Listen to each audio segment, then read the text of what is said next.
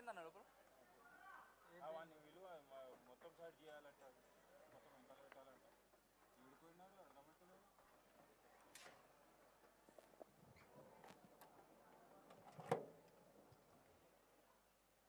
ఏంటన్నా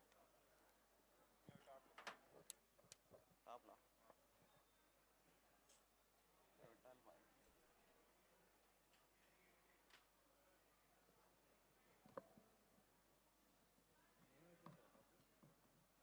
అది టాప్ నుంచి లుక్ కొట్టుకో దాన్ని కూడా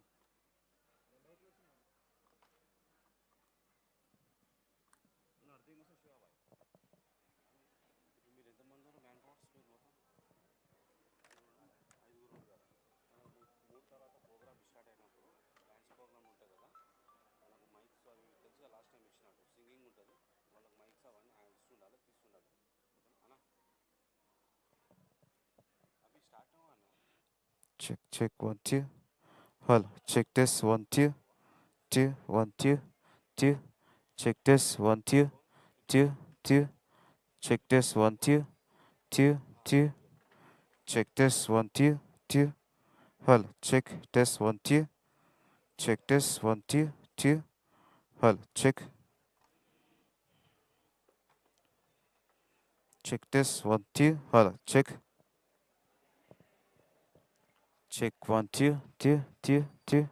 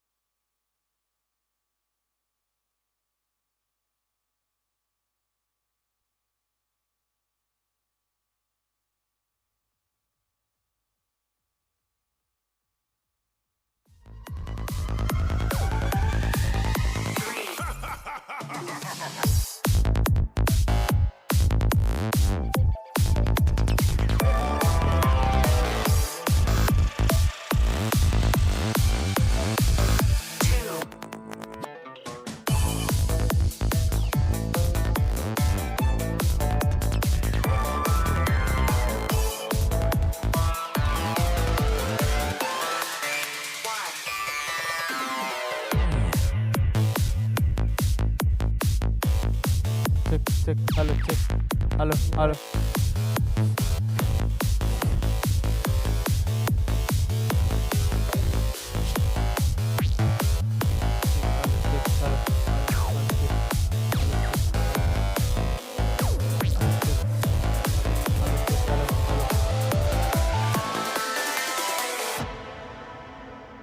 Check, hello, check, check, hello, hello, hello, check, hello, check, hello, hello hello hello mic check. Hello 1 2 3 Raghu. Hello hello hello ఇక్కడ signal వస్తుంది. Hello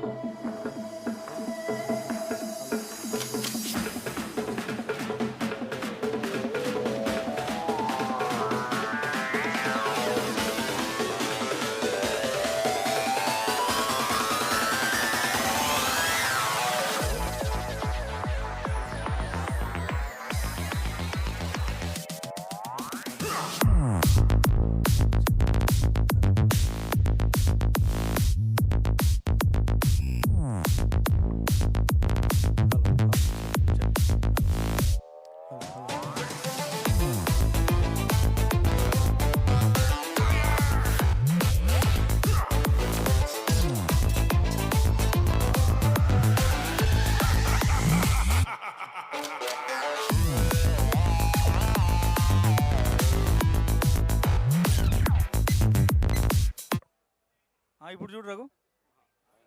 hello hello check check check check. Hello hello hello test. Hello hello check check. ఒకటే వస్తుంది settings అది చేయలేము మీరు కెమెరాలో.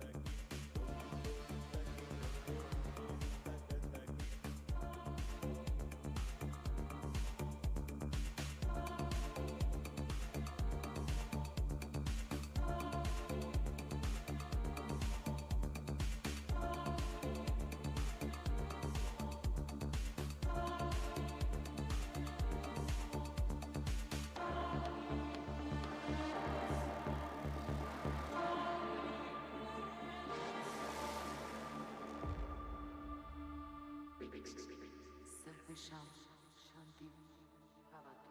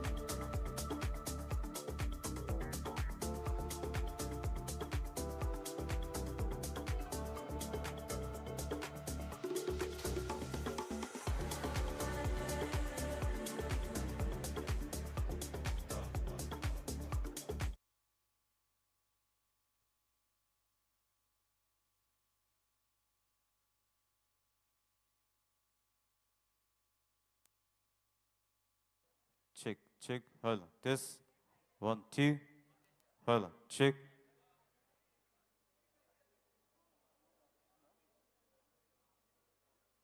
Check, hello. Test, 1, 2, hello. Check. Test, 1, 2.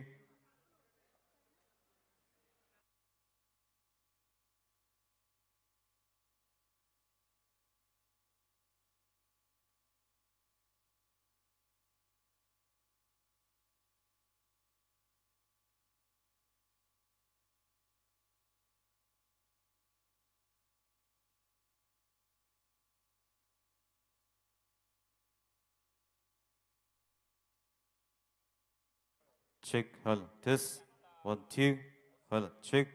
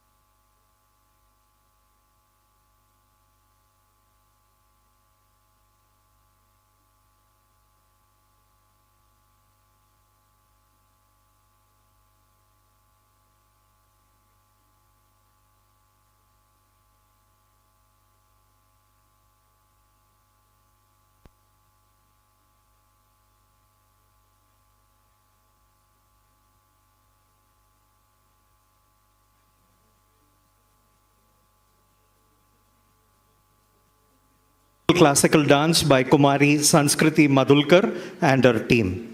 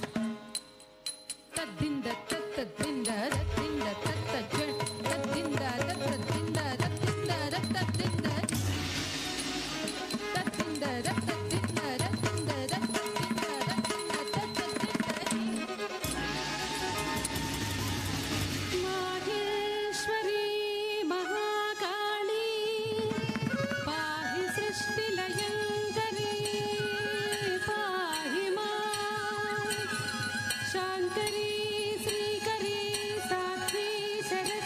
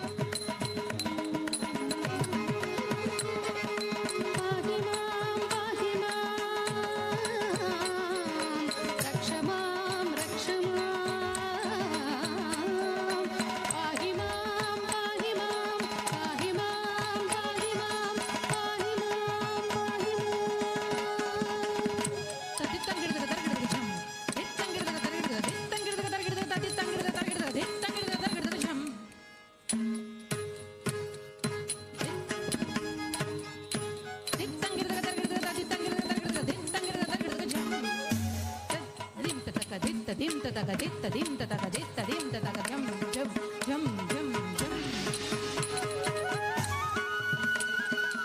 తదిం తగది తదిం తగది తదిం తగది తదిం తగది తదిం తగది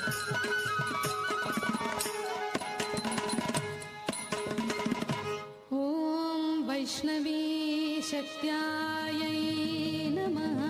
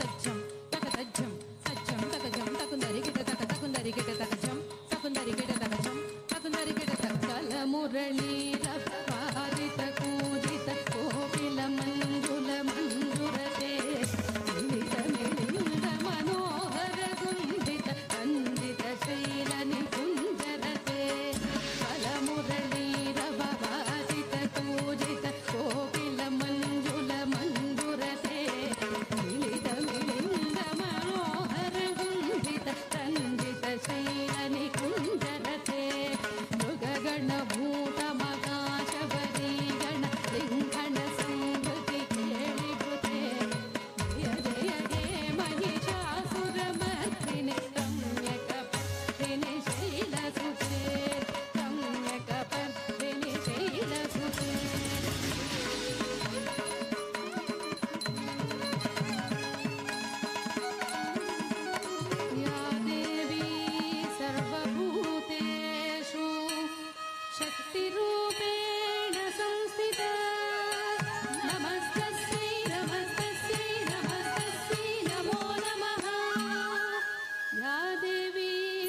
सर्वभूतेषु बुद्धिरूपेण संस्थिता नमस्तस्यै नमस्तस्यै नमस्तस्यै नमो नमः या देवी सर्वभूतेषु शान्तिरूपेण संस्थिता नमस्तस्यै नमस्तस्यै नमस्तस्यै नमो नमः नमस्तस्यै नमस्तस्यै नमस्तस्यै नमो नमः नमस्तस्यै नमस्तस्यै नमस्तस्यै नमो नमः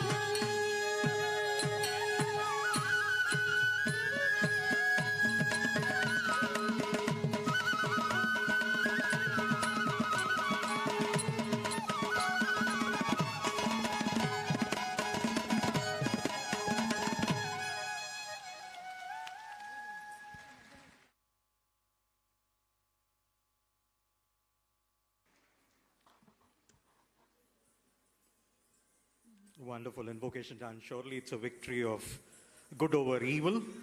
Uh, it's been 3 days of festive season at the campus. We had the 2K walk and Taksh yesterday, and we have the EMRC team with glimpses of the past 2 days. My request, Raghupati sir, Director EMRC, to coordinate with the presentation.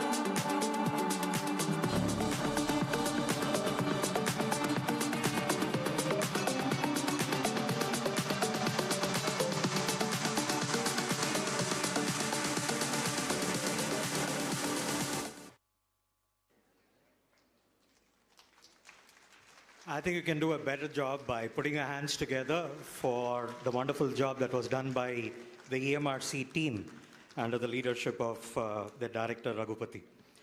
Now it's my time to invite the guests and the dignitaries onto the dais. I invite first young leader, Professor G. Mallesham sir, onto the dais.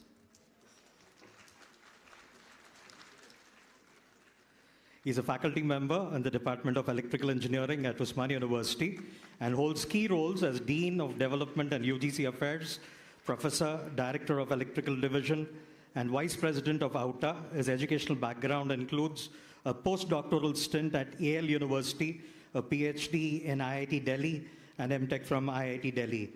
His research focuses on system modeling, control, and automation. Welcome, sir. This has been a tireless effort over the years. And we welcome into our midst Professor B. Redaya Nayak, sir, OSD to the Vice Chancellor.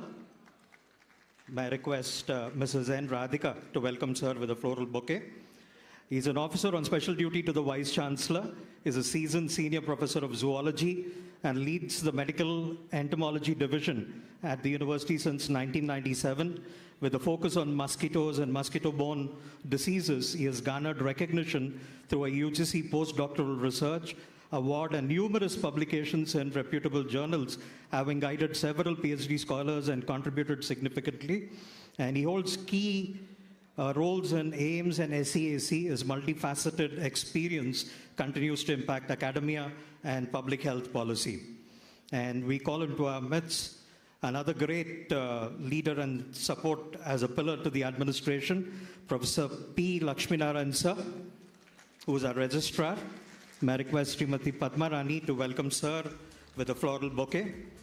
He holds a distinguished academic and professional journey, starting as a technical assistant and later joining Osmania University as a lecturer. He steadily rose to become a professor in mechanical engineering, where he has contributed over 30 years. His educational background spans from bachelor's to doctors in mechanical engineering from OU. He has authored over 110 research papers, guided numerous scholars, and holds various administrative roles, including Dean of Faculty of Engineering, where he has introduced curriculum reforms. And he holds a lot of membership with professional societies. Universities like Harvard and Columbia showcases global recognition and contribution to the field. Now, the concept of Foundation Day has been the brainchild of our Honorable Vice Chancellor. So maybe put our hands together as we welcome Professor D. Ravinder sir, Honorable Vice Chancellor. May I request Kavita Ranga to welcome sir with a floral bouquet. He's the 25th Vice Chancellor of Osmania University, is also the patron of the DPIITR chair, with an academic journey noted in Osmania University, where he has obtained his MA, MPhil, and PhD. He has been a faculty member in the Department of Political Sciences since 1990. His expertise spans teaching, research, and academic administration, backed by training in leadership and academic programs sponsored by the Ministry of HRD, Government of India. Professor Ravinder's research focuses on Indian political process, state government and politics and public policies, particularly in rural development and governance. He has contributed significantly through research articles, books, research projects funded by prestigious agencies like UGC and ICSSR, showcasing his rich and diverse experience in the field. And it's time to invite the first guest of honor in our midst, a proud alumnus of Osmania University, Srimati Veena Gundevelli. May I request Mrs. Kavita Ranga to welcome ma'am with a floral bouquet. Ms. Veena is from Silicon Valley-based tech innovator and entrepreneur in AI and fintech, social entrepreneur and philanthropist. She has been recognized as the top 50 artificial intelligence CEO for 2021 by Technology Innovators magazine. From the time she has graduated from University College of Engineering, she went on to do a master's in computer science from Santa Clara University, and she has worked in multiple MNCs before founding highly successful tech startups in Silicon Valley. She's a social entrepreneur and is on the board of multiple nonprofit giving back to the community. She's an adjunct faculty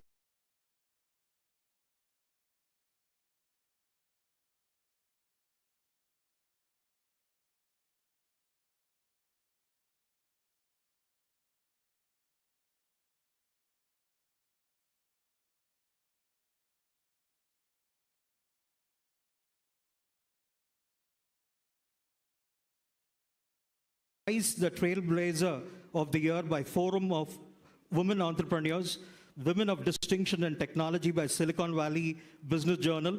She has also served as Andhra Pradesh government special representative for IT in USA. Really proud of you and happy to have you in our midst, ma'am. Now, there's another alum. They're doing wonders in the present government.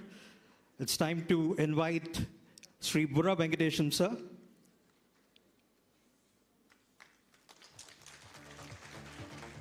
Who was also a law graduate from our university. He brings in 20 years of senior level experience in government, focusing on social sector issues like e-governance, tourism, health, education, and rural development. Educated in law from university. He joined IAS in 1995, currently serving as the principal secretary to the government backward class Welfare Department, Government of Telangana. His achievements include significant contributions to Telangana tourism, hosting international events, and spearheading sports policy initiatives. His dynamic leadership reflects a commitment to holistic development, innovative strategies for societal welfare. And I wish the young ones read his book, Selfie of Success. That's something really great. And let's put our hands together as we welcome the chief guest of this occasion, Dr. Vijay Kumar Saraswat. He's our alumnus and did his PhD in the Department of Mechanical Engineering. Dr. Vijay Kumar Saraswat, may I request Srimati G. Sujata to welcome sir with a floral bouquet. Dr. Vijay Kumar Saraswat, member Niti Aayog, Government of India, which is former Planning Commission, is a prominent scientist and member of Niti Aayog in India, has an illustrious career marked by significant contributions to defense research and technology. As a former secretary of DRDO, he led the development of crucial missile systems and the ballistic missile defense system. His work extends to cybersecurity, nuclear infrastructure, and enhancing defense capabilities against ballistic missile threats. Beyond defense, Dr. Saraswat has pioneered initiatives in alternate energy systems like clean coal, concentrated solar power, and bioenergy, while also driving advancements in sustainable transportation systems such as e-vehicles and hydrogen-powered transport. He has contributed to technology development areas like silicon, photonics, ICT applications, and Indian Railway research. Notably, his menthol economy program and leadership in technical textiles and body armor committees showcase his vision for India's future growth.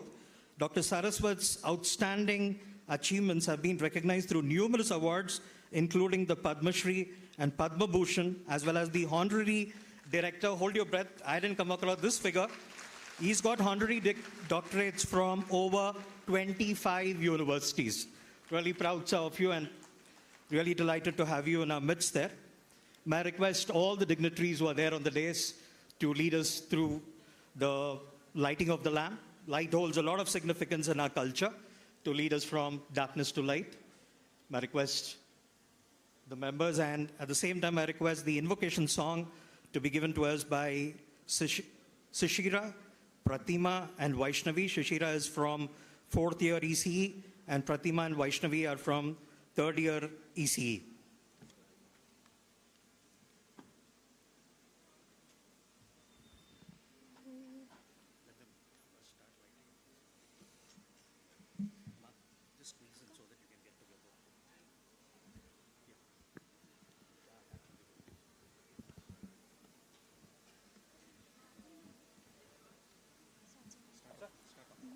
नायकं विनायकं सच्चिदानन्ददायकं नायकं विनायकं सच्चिदानन्ददायकं मूषिकराजवाहनं सर्पराजविभूषितम् एकदन्तशोभितं विघ्नराजं भजे भजे नायकं विनायकं सच्चिदानन्ददायकं सर्वविघ्ननाशकं सर्वपापहारकं कार्यसिद्धिकारकं भजे भजे नायकं विनायकं सच्चिदानन्ददायकं सर्वबुद्धिनायकं सर्वमोक्षदायकं काणिपाकवासितं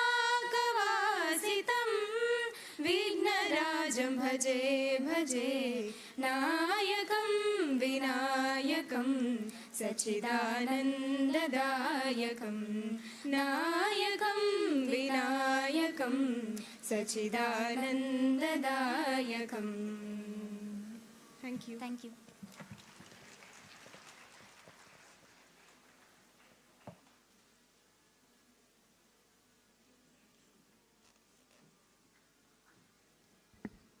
Thank you, Sishiricha, Pratima, and Vaishnavi. Last year, I don't know how many recall, the same hall looked more like a mini planetarium when Wing Commander Rakesh Sharma had gone about with giving his reverberating message. And it was initiative of Vice Chancellor to bring out a book on this occasion. May I request Sri Burra Venkatesham Sir, IAS Principal Secretary to Government of Telangana, and the other members here to release a book which is titled Journey to Space and the Fact About Life in Space. This was a speech which was made last year by Wing Commander Rakesh Sharma.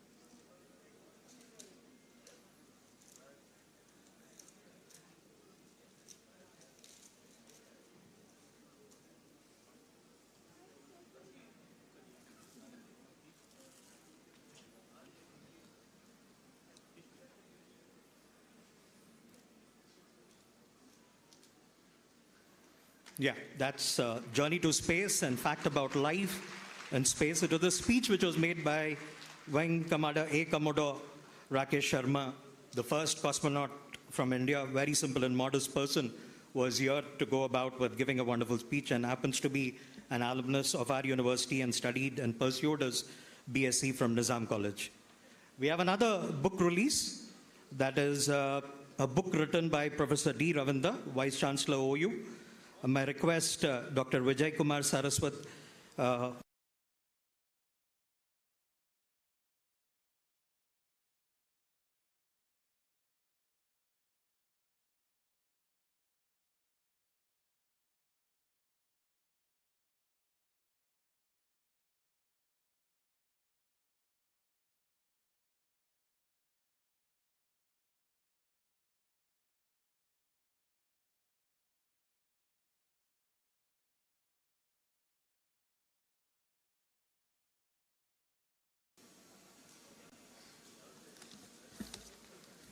very quickly, when the book has been released, can I say something about it? The book examines the repercussions of the neoliberal development model, uncovering disparities in resource distribution among states and social strata.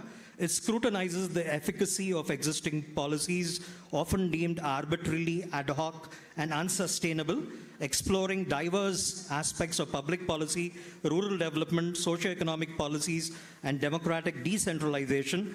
The volume meticulously analyzes topics such as poverty eradication, rural development program, the backward class movement, and the challenges of decentralization, particularly in the South Indian state, erstwhile Andhra Pradesh. Additionally, it investigates the influence of liberalization on agriculture and forestry policies, presenting a comprehensive overview of regional imbalances and implementation of local area development schemes. By incorporating 3 decades of research papers, this compilation provides policymakers with valuable insights into the effectiveness of development strategies. It facilitates policy reorientation and identification of implementation gaps, contributing to the discourse on inclusive development. Emphasizing the significance of considering diverse social groups and classes, the volume aims in shape more public policies. The title is State, Society and Development in India, authored by our Vice Chancellor. Now, sir has got an attitude of gratitude, and may I invite his teacher who had taught him through his UG days, Professor C.H. Balaramulu, who is an ICSR National Fellow. May I request you, sir, to please come over. Somebody just help him out. Rajendra, sir, if you can just help him out here.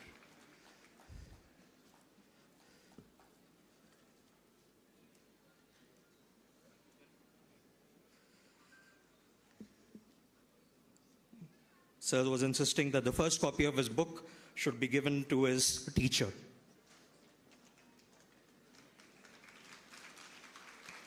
That's Professor C.H. Balaramulu, who is an ICSR National Fellow.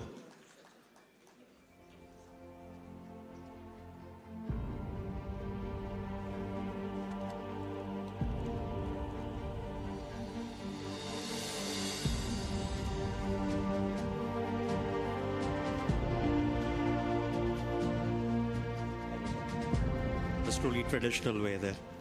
Now it's time to get to the welcome address to be given by Professor P. Lakshminaran, sir, Registrar, Usmania University.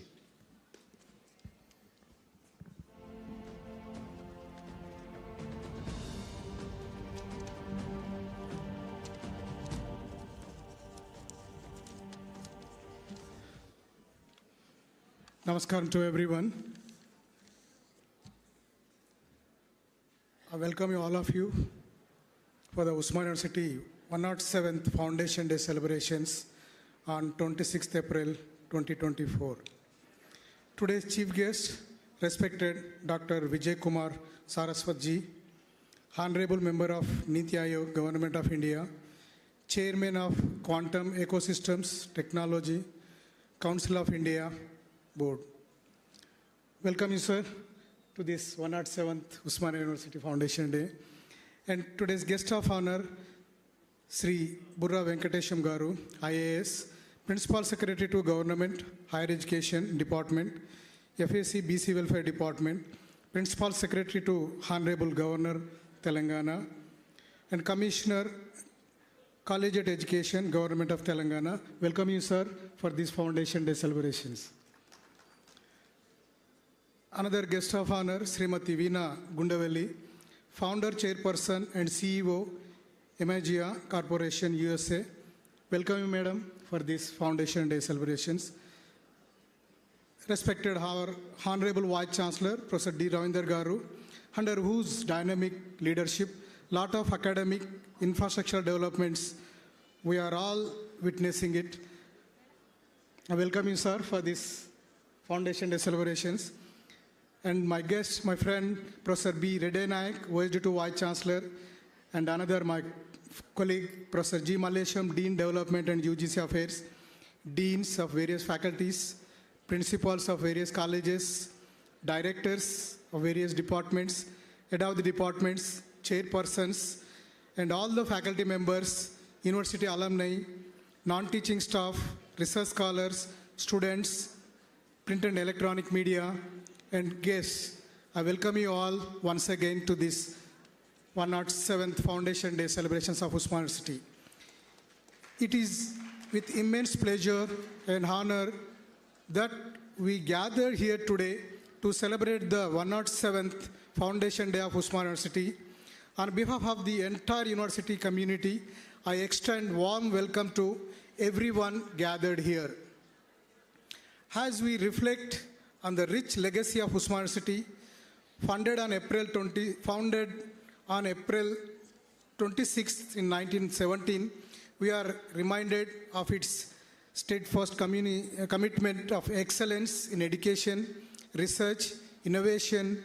Over the past 106 years, Usmania University has played a pivotal role in shaping the academic landscape of our nation and has been beacon of knowledge and enlightenment and progress.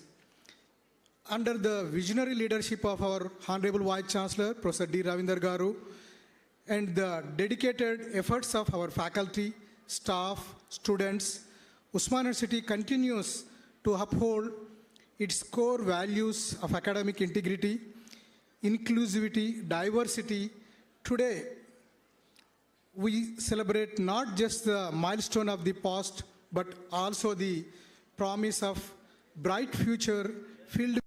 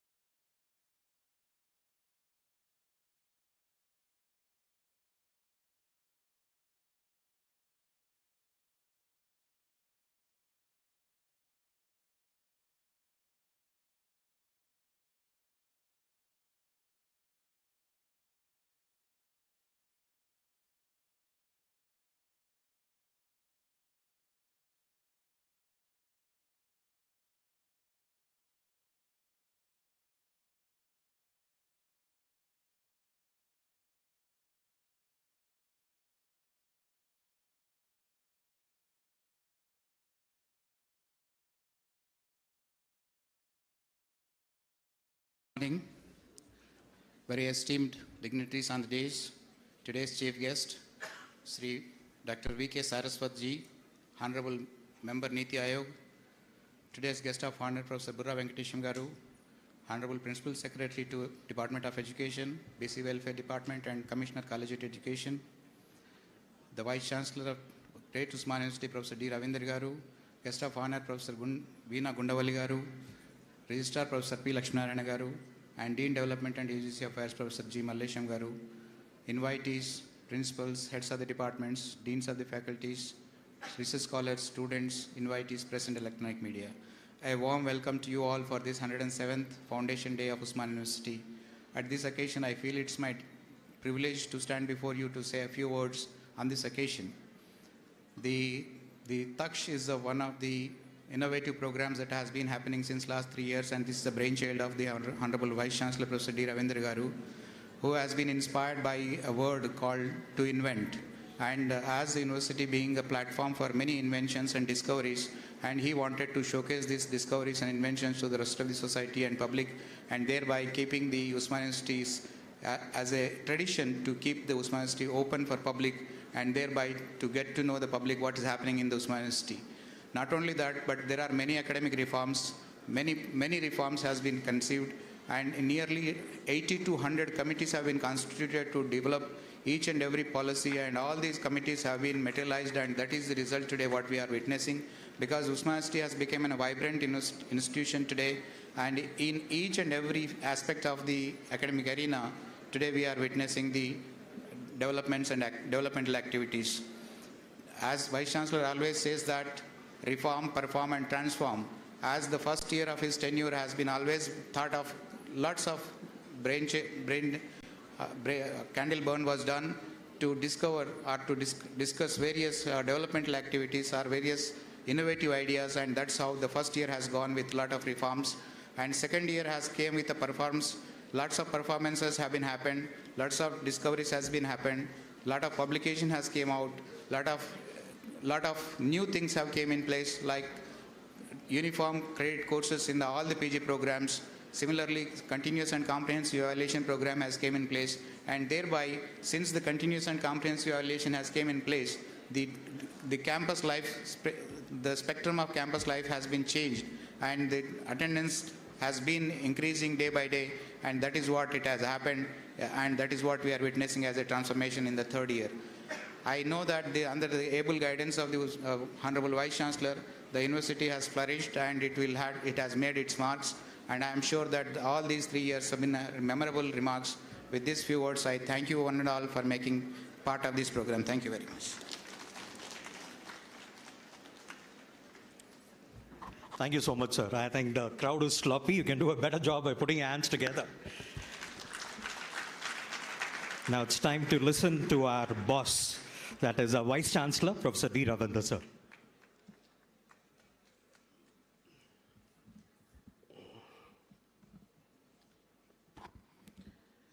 Good morning to all of you. Good morning. Yes. Respected Dr. Vijay Kumar Saraswat, Padma Shri and Padma Bhushan awardee, Honorable Member, Niti Aayog, Government of India, eminent and proud alumnus of Osmania University, and today's chief guest. Respected Sri Burra Venkatesham Garu, IAS, Principal Secretary to Government Higher Education Department, FAC to BC Welfare Department, Principal Secretary to Honorable Governor, Telangana, and Commissioner College Education, Government of Telangana, and proud alumnus of Osmania University. Srimati Vivina Gundavelli, Founder, Chairperson, and CEO, Imagia Corporation, USA, and alumna of Osmania University. And Professor Limbadri, Telangana State Council of Higher Education, Secretary, Professor Sriram Venkatesh Garu, and the former Vice Chancellor, Professor Satyanarayana Garu, and respected Lakshmi Narayana, Registrar of Usmania University, Professor Reddy Nayak, OSD to Vice Chancellor, Professor Mallesh, Dean, Development UGC Affairs, Professor Sailu, Chairman for this entire celebrations committee, and Deans of the faculties, principals of the colleges, directors, head of the departments, chairperson, board of studies, and faculty members of all the departments, distinguished alumni, Dr. Vijay Kumar, the president of the Engineering College Association, Alumni Association, and also founder director of Usmania Foundation, non-teaching staff, non-teaching associations, research scholars, and students, print and electronic media, ladies and gentlemen, once again, a very good morning to all of you, and greetings from Osmania University. I think on this auspicious occasion, I think I proudly say I thank the Saraswatji and Burra Venkatesh Garu and dignitaries on the dais, which my last 30 years of my work, collected work, which is inaugurated, which is released by the Honorable Saraswatji. I think I'm thankful to you, sir, for this. And at the same time, my teacher, my guru, who is also sitting in the audience, Professor Balramulu Garu, and my colleagues, and for everyone, once again, I welcome you for the 107th Foundation Day celebrations of Osmania University. I would like to bring to this the kind notice of eminent guest here that the university is continuing its tradition of organizing its Foundation Day celebrations 26th April since last 3 years in the journey of 107 years of Osmania University, which was not celebrated in almost all 104 years, but as soon as I took over the Vice Chancellor with an inclusive approach and the advice of all the deans and principals, which we started celebrations of the Foundation Day on 26th April every year from the last 3 years. The first speaker for the first Foundation Day lecture given by Sri Bharat Lalji is present IFS Secretary Lokpal, and second Wing Commander, proud alumnus of Osmania University, Rakesh Sharmaji, which we brought out that book. The third, I think today, which we have another proud alumnus, the Saraswatji. At the very outset, on behalf of Osmania University and on my behalf, I extend a warm welcome to our distinguished alumnus, respected Dr. Vijay Kumar Saraswatji, who has kindly accepted as the chief guest for these celebrations. Dr. Saraswatji's journey from being a student at Osmania University to his distinguished role in shaping national policies and initiatives is truly inspirational. His unwavering dedication to education, research, and innovation serves as a beacon of hope and progress of our nation. His achievements and contributions to the nation exemplify the transformative power of education and the spirit of excellence that Osmania University instills in its students. We look forward to Dr. Saraswatji insights and wisdom as we navigate the dynamic landscape of higher education and innovation. Once again, I welcome you, sir, for this historic event. We are also privileged to have you, sir, and in the midst of this occasion, I wholeheartedly convey my sincere thanks and deep sense of gratitude for accepting our request for this historic program. We are highly delighted to have respected Burra Venkatesham Garu, IAS Principal Secretary, Government of Higher Education, and Sri Burra Venkatesham Garu is a distinguished career and remarkable achievements, serves as a testament to his exemplary leadership, dedication, and commitment to public service. As an alumnus of Osmania University, his journey from student to esteemed government official is a source of pride and inspiration for our entire Osmania University community. We are privileged to have Sir Burra Venkatesham Garu, who join us in the auspicious occasion, in fact, which I have invited several times, but today is, I think, his presence is witnessing for this overall development of the Osmania University. I think he is instrumental for Harvard University delegation to visited Osmania University for 2 times, and he was instrumental particularly for the Osmania University and Harvard University faculty. Then the social welfare department students spent almost 1 week in Osmania University, and it was a major interaction. That's the brainchild of Sri Burra Venkatesham Garu. He is not only a good administrator, but at the same time a great writer. His book that known as Selfie of Success, it was the largest selling book in the country. I think give a big round of applause to Sir Sri Burra Venkatesham Garu. Not only that, is a very prominent Telugu writer. Amma Pata, on Amma, he has written a very good song. I think that is also received very well. I think once again, I think he is a source of inspiration not only for that, and he extended generously for the establishment of the Civil Services Academy in Osmania University. Apart from that, for the establishment of Center for Mahatma Jyotiba Phule Research Center, generously supported with 5 lakhs rupees for research, and which have brought out 3 books on the Mahatma Jyotiba Phule Research Center. And in fact, the another guest of honor, we are delighted to extend a warm welcome to Srimati Veena Gundavelli, founder and CEO, Imagia Corporation, USA, and above all, a proud alumna of Osmania University. Srimati Veena Gundavelli entrepreneurial journey and exceptional leadership in the field of technology and business are truly commendable. As an alumna of Osmania University, her achievements and contributions serve as a testament to the university and commitment to nurturing talent, innovation, and global success.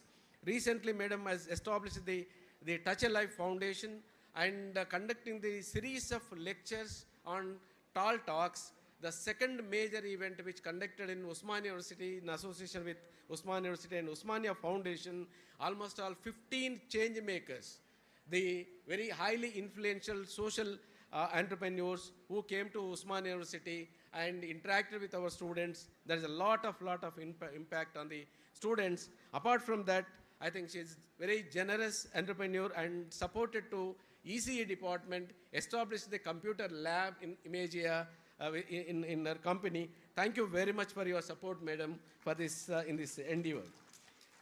Dear friends, I deeply honored and address this distinguished gathering as we gather today to commemorate the 107th Foundation Day of our beloved Osmania University with the grand celebrations of Osmania Taksh, themed Connect and Reconnect to Grow. In fact, I think all of you are aware that the journey of Osmania University in 107 years, which has contributed, produced from the top, the former late P.V. Narasimha Rao, to most of the prominent persons who are spreading across the globe and contributed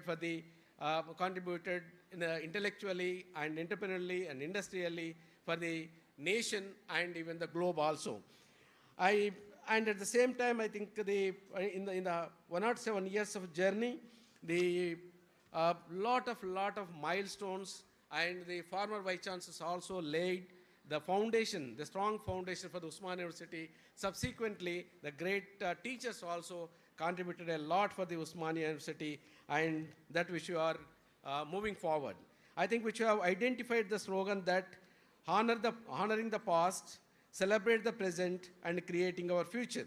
The events of these 3 days events, I think I proudly say that on 24th, yesterday, I think almost all more than 50,000 students who visited various departments, which showcase their achievements, research, and exhibiting all the achievements. I think probably it's never in the history of Usman University. In the last 3 years, people have come from Karimnagar, Nizamabad, Nagar Karnool, and different parts of Telangana, and which have showcased about the open day. I think it's reached out to entire the Telangana of Osmania University achievements, that popularly known as lab to the land and lab to product, that is successfully which you are conducting this program to showcase our Osmania University achievements. I think in fact most of our faculty and students who are pursuing almost all 350,000 students under Osmania University, 7th largest university and second major affiliating university in the country. But when the Osmania University was established, I think most of our students do not know about that. I think to popularize the contributions of the late 7th Nizam and his Farmana, if you look at that Farmana, after 107 years, his Farmana is relevant even till today. I think in light of that, which we would like to celebrate and commemorate the Osmania Foundation Day on these occasions. I think I am delighted to place before you that lot of rankings, and at the same time which you have a lot of challenges, and though with the committed teachers and the faculty and students and non-teaching and all these alumni, which we consider 4 pillars of the Osmania University, and because of their contributions under the NRF rank, which we got 36th rank in Indian universities, 64th rank in the overall category, and similarly in the other categories also like QS World Ranking and QS Southern Rankings, which I am not going into details, but Osmania University has secured 7th among the Indian universities as per India Today survey. And at the same time, I would like to brief report, which is also part of my presentation. I think I am proudly placed before you that several times, which I also mentioned, since our chief guest and guest of honors also here. And as soon as I took over in the May 2021, I think we convened a meeting with the senior professors. We conceived the idea of 21-point agenda, whereas UGC also instructed to all the universities to come up with the institutional development plan, but which have given a different nomenclature that known as 21-point agenda in 2021. It's the overall development for the Osmania University. I think it's a roadmap for next 15 to 20 years. I think more or less the Niti Aayog and earlier Planning Commission also prepared that plan. Sir, I proudly say that Osmania University, which you have prepared this plan, I think which you have executed with the slogan that known as reform, perform, transform, with 4 pillars. That 4 pillars known as the teaching learning methods, and second one, research and innovation practices, third, infrastructure, fourth, outreach activities, which you have introduced in the Osmania University. I think that changes which is happening and which you are also experiencing with this inclusive approach of the 21-point agenda. Probably I think which have introduced a number of new courses to suit the market for the employment generation, and under the guidance of Sri Burra Venkateshan Garu, we interacted with the BFSI group and CRISP group also, helping us particularly for shaping the new courses and to move on. And for example, like dairy technology, bioinformatics, crop production, artificial intelligence, data science, so on and so forth. And at the same time, probably the first university in the country adopted 80 credit policy in the state with the UGC recommendations in total which we are implementing. Another major decision which I have taken last year, that known as comprehensive continuous evaluation system.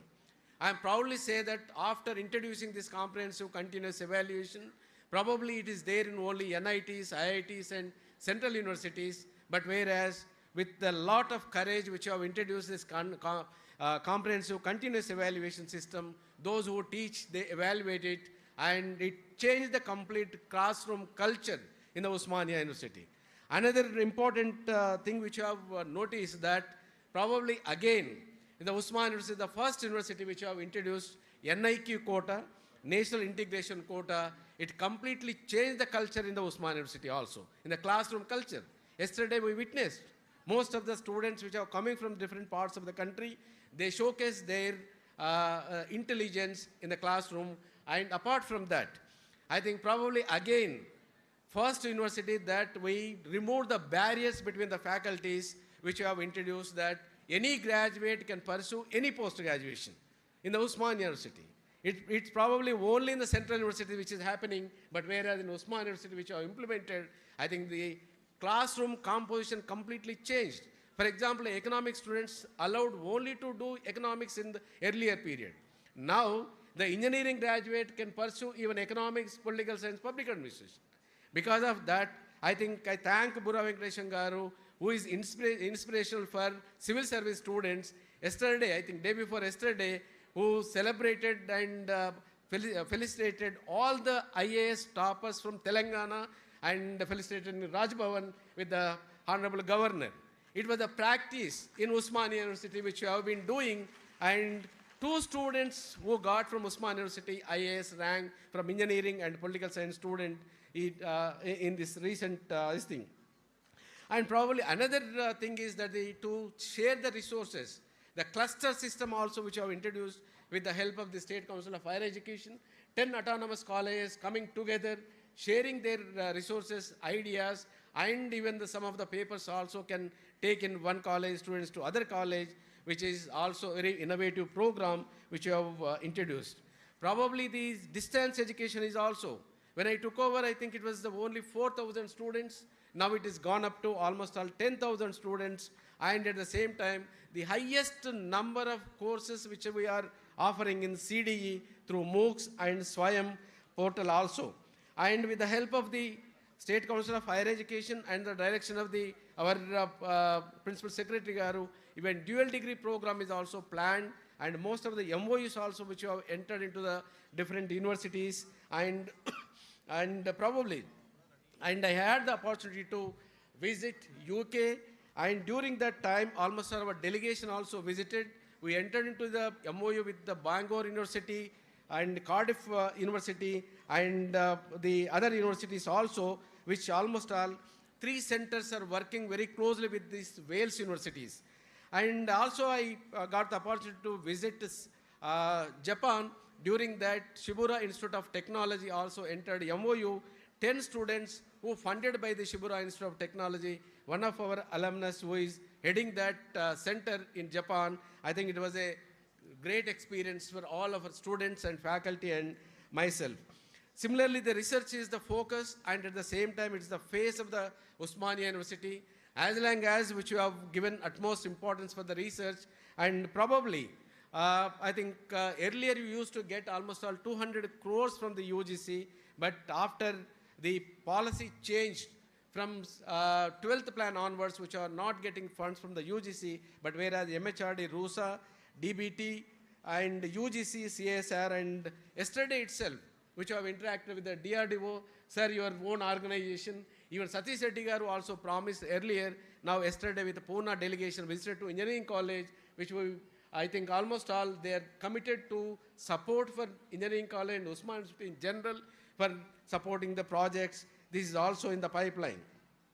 And at the same time, the Osmania University is in the forefront for university-industry interface.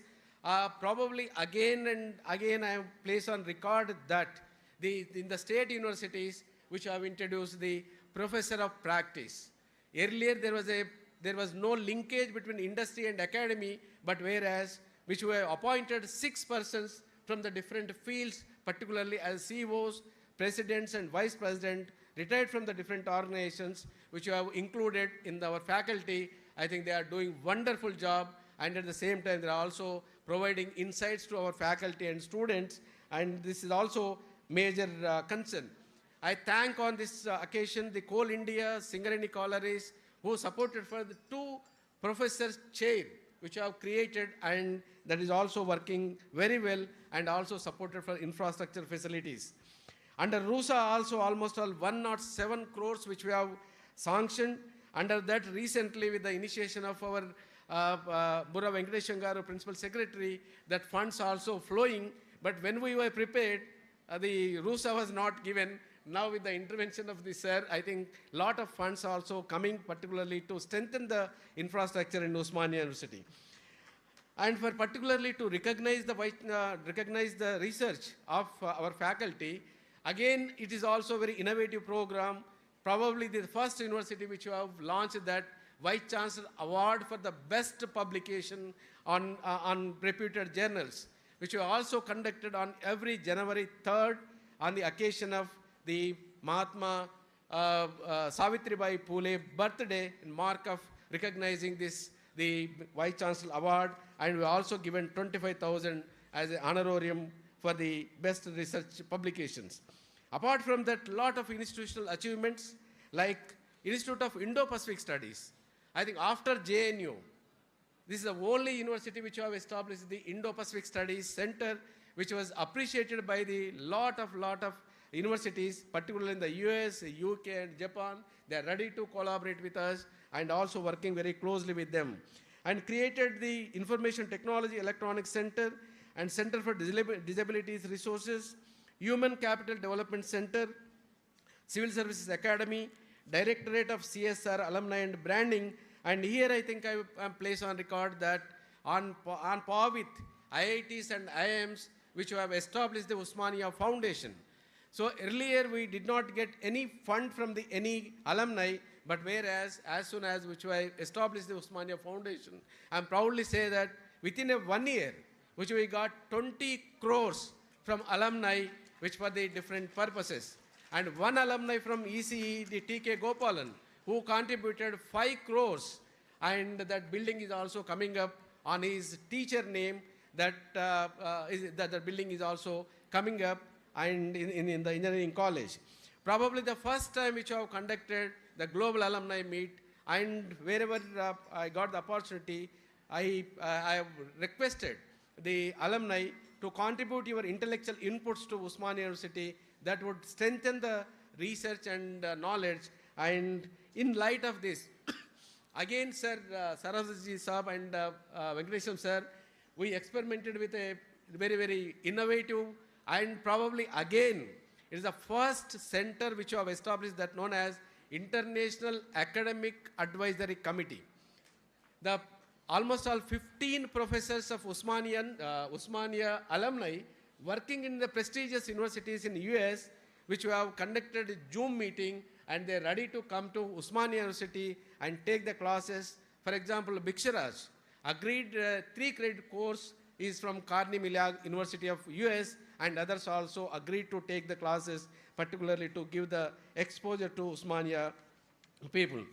And at the same time, this is the long this thing, but I wanted to place before all of you that the Osmania Technology Business Incubator is also doing very well. Almost all 16 companies working under Osmania Technology Business Incubation Center were also proposed to have best infrastructure facilities in Osmania University. Almost all, I think 150 crores of worth of infrastructure facilities which are planned, and almost all the infrastructure facilities which are coming up, like 2 hostels in the next 30 years, which is also sufficient for that kind of infrastructure, classroom complex, and probably almost all 72% of the girl students enrolled in Osmania University. I think the highest number of girl students which enrolled in Osmania University, which is very difficult for us to accommodate, and we converted boys hostel to girls hostel. With thanks to the Vishwani College, who donated 2 buses for the girl students, which have provided free shuttle buses in the campus, and which is also very useful kind of a thing.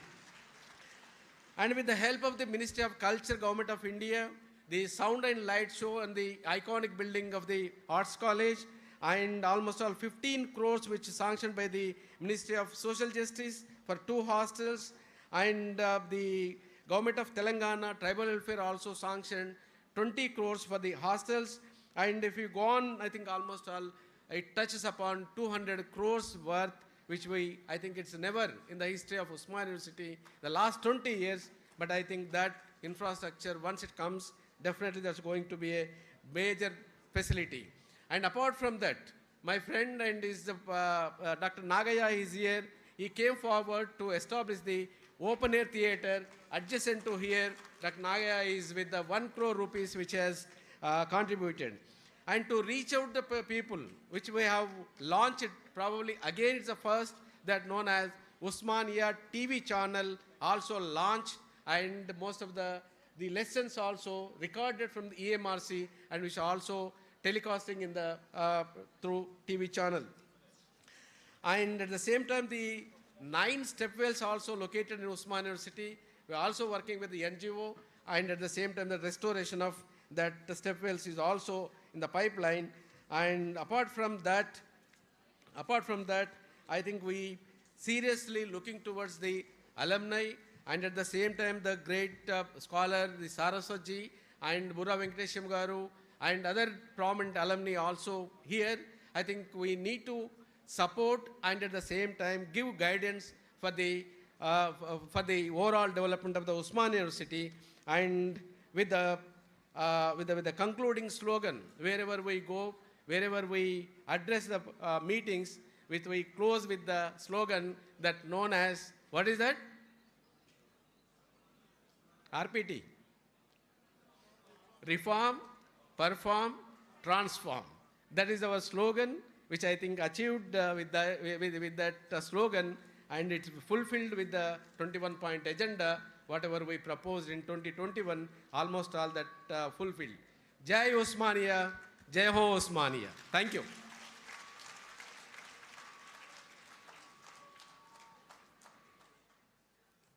I think we need to pat him and pat ourselves for all the achievements that has been done in his tenure. Now it's time to listen to the Principal Secretary to Government, Sri Burra Venkatesham Sir IAS. He is the Principal Secretary to Government Education Department, BC Welfare Department, Secretary to Governor of Telangana, and Commissioner, Collegiate Education, Government of Telangana. It's all yours, sir.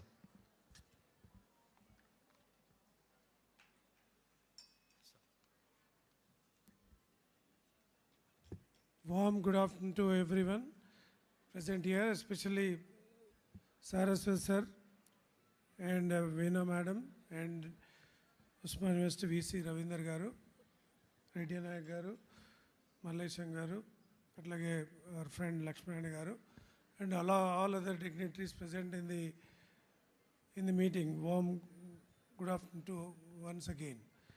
So this is a privileged meeting where we commemorate the 107 years of Osmania Foundation. So such a big university which has changed the lives of many people, which has created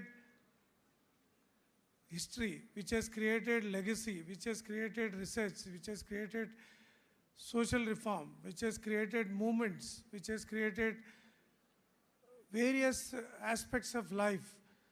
If you have to compare the impact of one university in a particular region, probably Osmania stands tall in the entire country where it transformed the social milieu of the state. So no other university could have done so much, because we were in a setup where Urdu was the main language and the people were speaking some other language, and then the overall education attainment levels were very, very limited in this part of the country that time. But same visionary leader, somehow he thought that time Nizam, we should have one good university. When others are not having even colleges, one university was established, and that university continued till the latest Telangana formation movement. It was the bedrock of all the social transformation happened in our state, right? So, especially Saraswat sir was saying that when compared to PhD, when he was doing research here, or when he has completed his PhD, to present day PhDs or the total education attainment level, there has been a gradual decline. So the decline is very perceptible, very seen. It's not that it is behind the wall. It is seen on the wall directly. The overall level of conferences we have, overall level of publications we have, overall quality of the books which are coming out, or the papers being published or shared across the various media, definitely speaks volumes of deterioration. Because I am, as a Principal Secretary Education, I keep various review meetings. So in the review meetings also I am finding most of these seminars which are conducted, workshops which are conducted, they are only for the sake of CAS, for the sake of getting promotion, getting this thing. So it's mandatory, that's why we are doing. It's not out of passion, it's not out of their interest in the subject. It is more to fulfill an obligation. So they are just trying to put something which is just copy-paste type, or trying to some kind of hodgepodge kind of things. So same is the way the students, their job, they think coming to Usmania University means we should get some graduation or post-graduation, and then we have to get some job outside. So they are never interested in the regular curriculum. Their interest is more outside the curriculum. So their coaching classes or other competitive exams or other areas of interest is more predominantly seen. So with such a scenario, we are finding the entire gamut of education environment getting deteriorated. Now it is high time. On a birthday, as all of us, we take lots of pledges, we take lots of commitments. Yes, from this birthday, I will reform like this. From this birthday, I'll perform this. From this birthday, I'll transform my life like this. Generally, do we take this kind of pledges or not? So on 106th, you did something. Now it is 107. So our Vice Chancellor was saying, now your slogan is RPT, reform, perform, transform, or you will perish.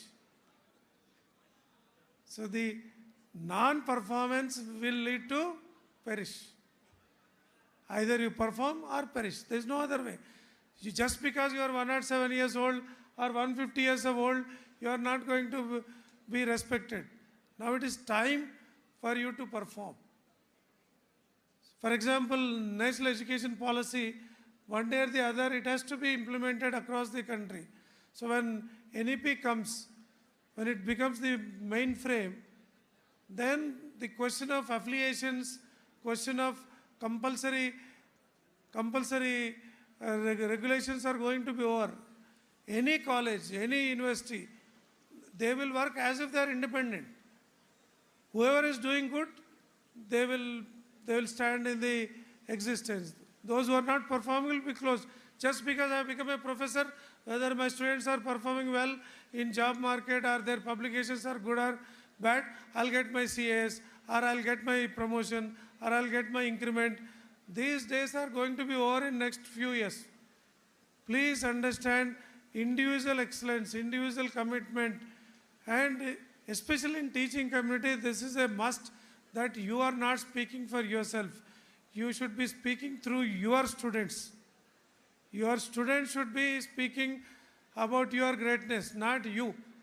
So your students should be performing well in international area. Your students should be performing well in their publications. The students should be doing good in various life missions. Then yes, that professor will stand as a tall leader, right? So now Usmania University, being the eldest brother of all the universities, All other universities are very, very small brothers to Usman University. After this in Telangana now, Kakti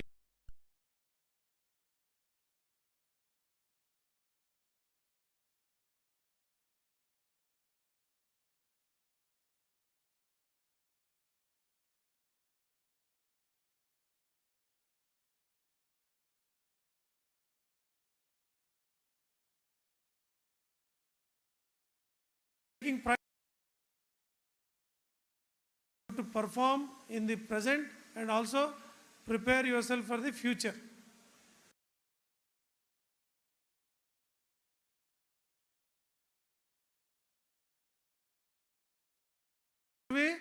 Like a strength under your shadows, many more should come and get supported. Your colleges, your junior universities, they should get support from you. So the student side, they should definitely look for employment. And why I want to tell you one more thing to the university and all other faculty who are present here. Why students are now looking outside?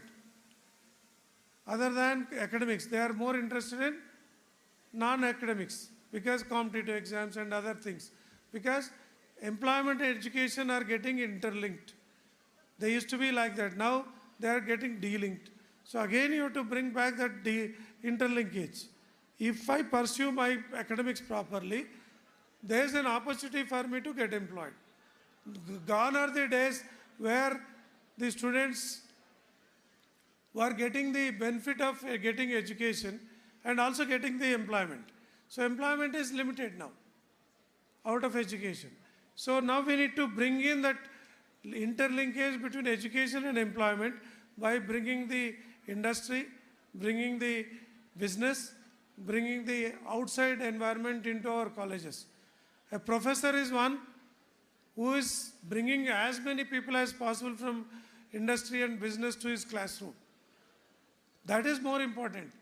If say, economics professor is there, so if he comes and teaches his subjects and then goes away, then that is not going to help because those students will not get any employment. So he has to bring in the economic research institute, economic publishing units, economic related activity, business houses to come to the university, to the classroom, get them interacted. When they get interacted, then there is a chance of these people getting employed.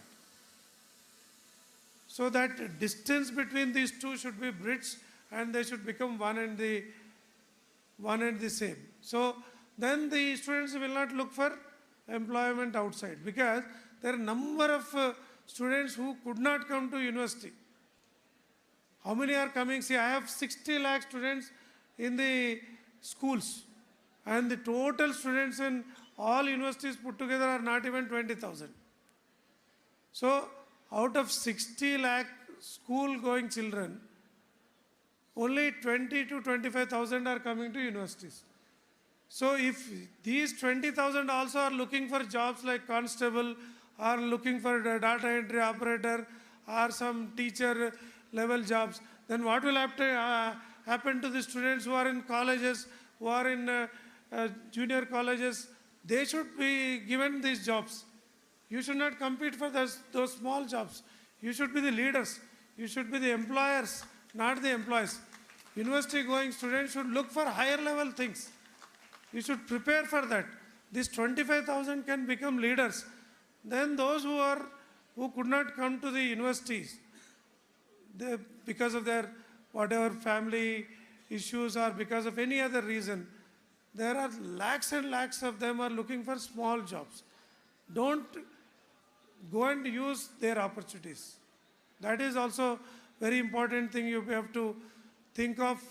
And then overall, university education is a very, very important thing and government of Telangana is very, very committed towards this.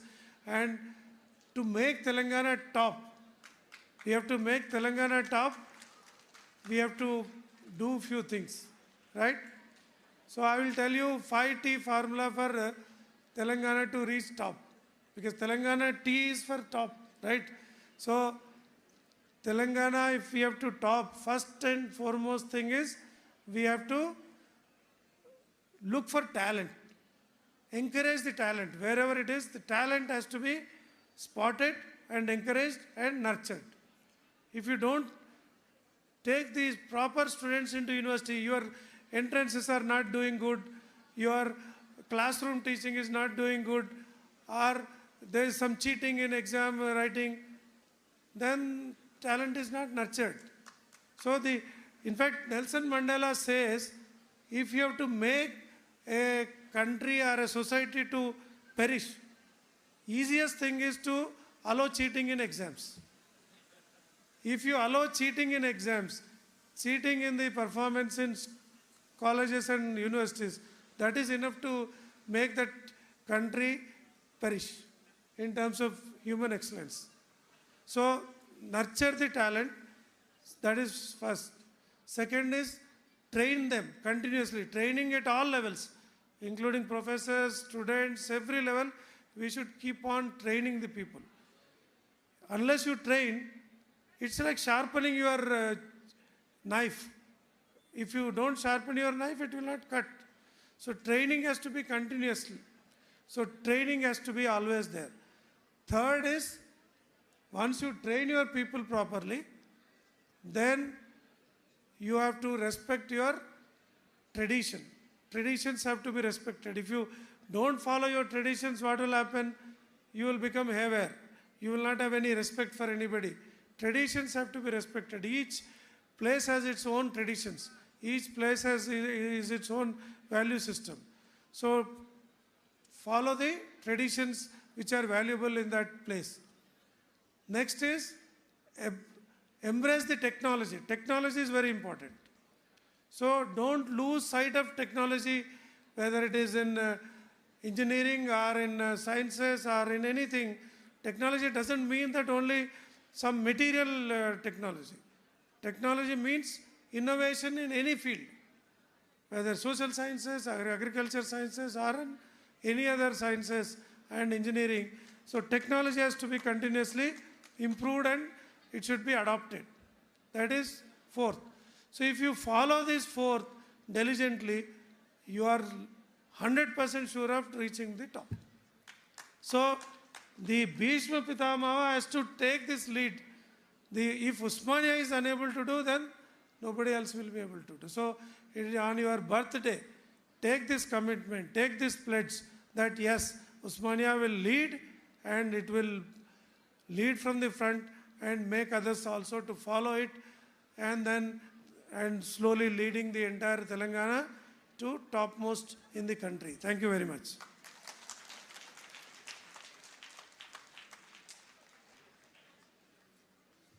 That was a wonderful mnemonic on talent, training, tradition, technology to be on the top. I request you all to put your hands together. I think this is something which we don't get to listen again and again from an upright officer in public service. It's time to listen to another alumni. That's Srimati Veena Gundavalli ma'am, CEO and chairperson of Imagia Corporation, USA.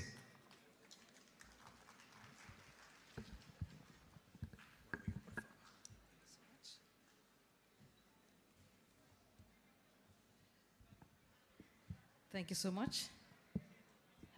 Professor D. Ravinder Garu, VC, Dr.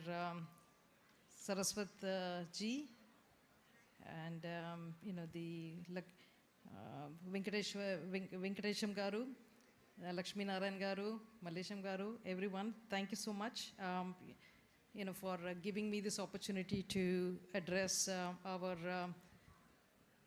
students and guests over here.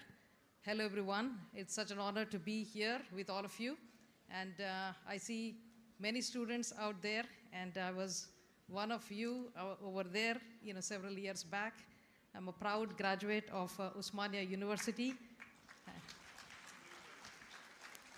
I'm a product of Usmania University. I graduated from Electronics and Communications Engineering in 1990, and from there I went to the United States, did my master's, and worked for a few MNCs, and then went on to an entrepreneurial journey.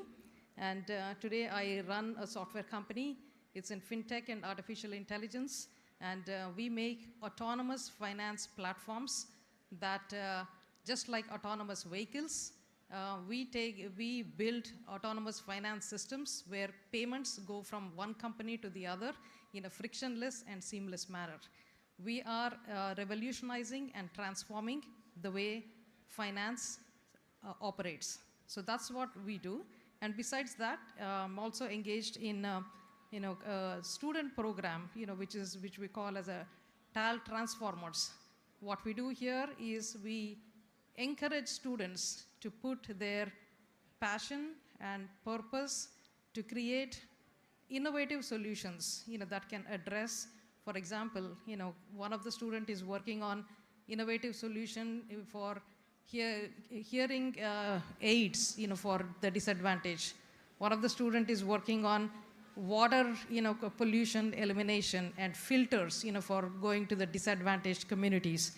So like that, many projects, are happening. We're working with about 10,000 students and about 300 engineering colleges around the world, especially in India and also with United States. And we are proudly affiliated with Osmania University, and we have an artificial intelligence lab as well as, several others, right?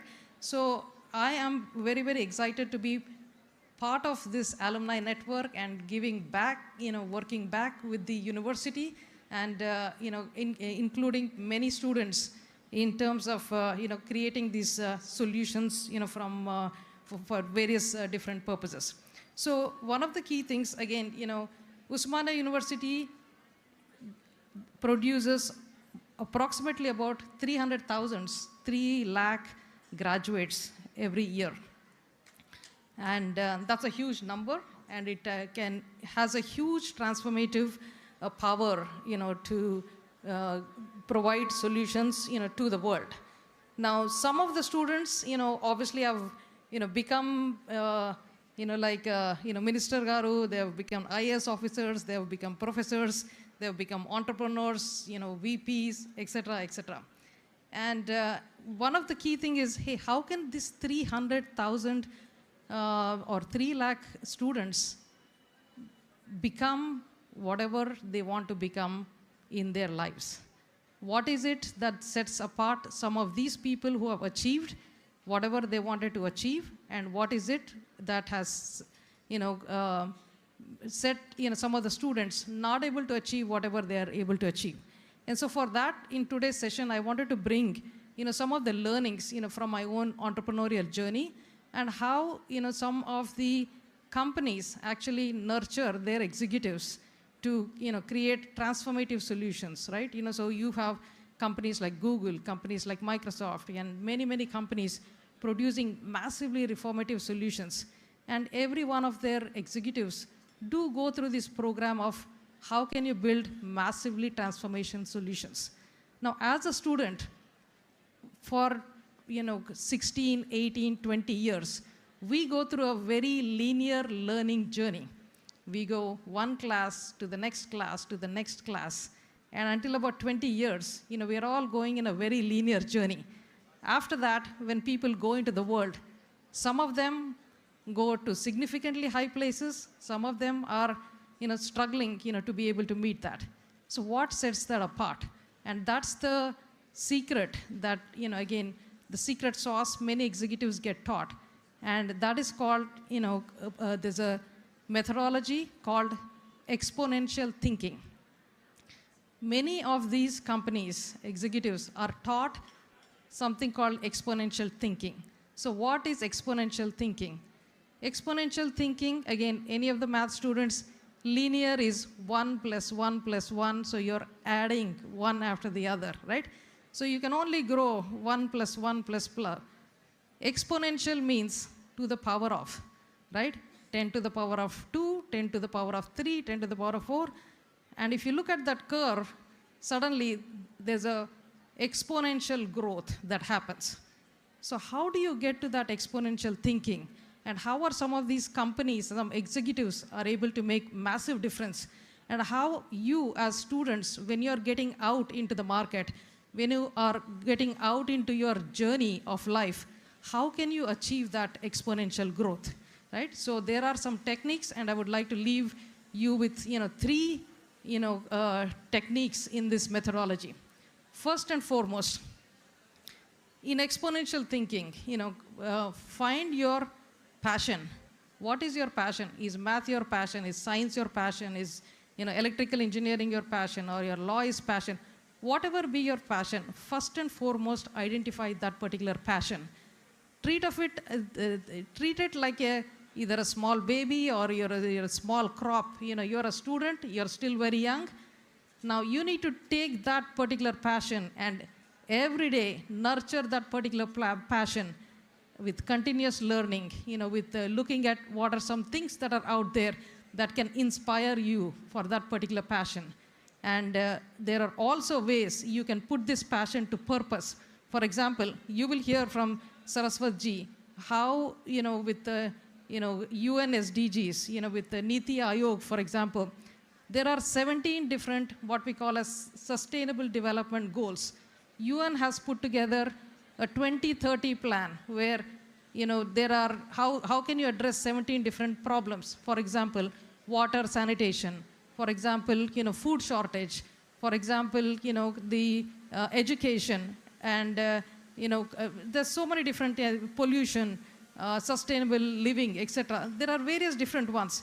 If you're an electrical engineering student, you can pick any of this problem, create a solution for that. If you're a mechanical engineering student, you can pick up any of these and create the problem. So try to see how you're able to apply your passion to any of these purposes, and you will start seeing how your innovative thinking can start developing. And that is the start of how you can start thinking in a very innovative way, right? The first aspect of find your passion and purpose. The second is boundless thinking. Just imagine, okay, if you were in the world, if you're given all the time in the world and all the support in the world, what would you do? Where do you want to take your life? And what do you want to do?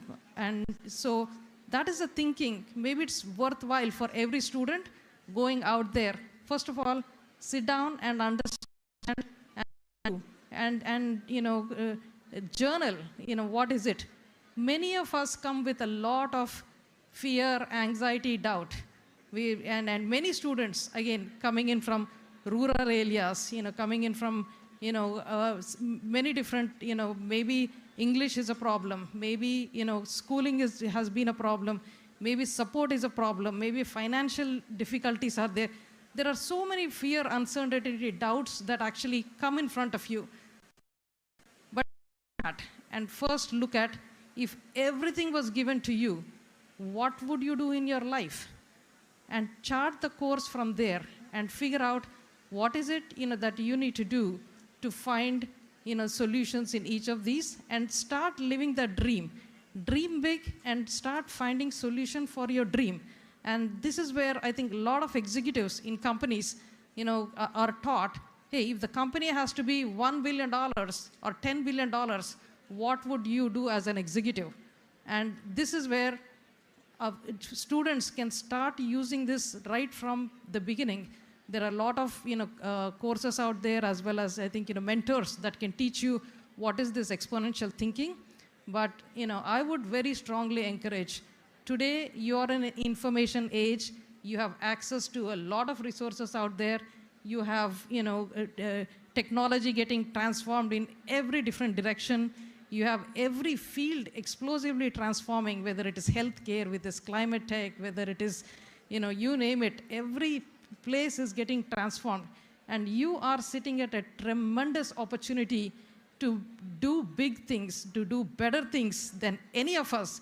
This generation is one of the smartest, or probably the smartest generation compared to any of the previous generations, right? So take advantage of that, and network with your alumni, network with your resources out there, and see how you can take yourself into a very boundless and experience the freedom of you can do bigger and better things. And instead of becoming spectators of, hey, world is changing and somebody, some Microsoft or some Google or Zuckerberg did this, that, and everything. You take charge. You can do it too and make it happen. So with that, thank you so much. Thank you for the honor.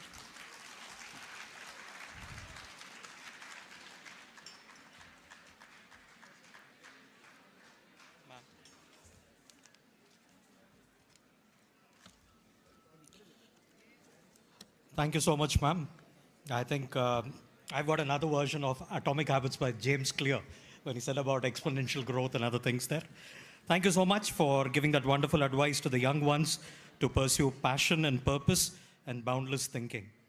Now, there's small technical things that have been worked out by my friend here. In the meanwhile, I request the chief guest of the day, Dr. Vijay Kumar Saraswat sir, Honorable Member, Niti Aayog, Government of India, to give his chief guest address on this occasion.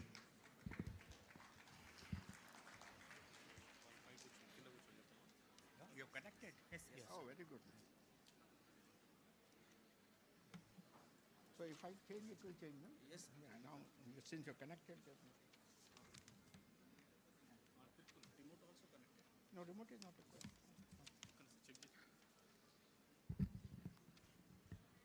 అందరికీ నమస్కారం.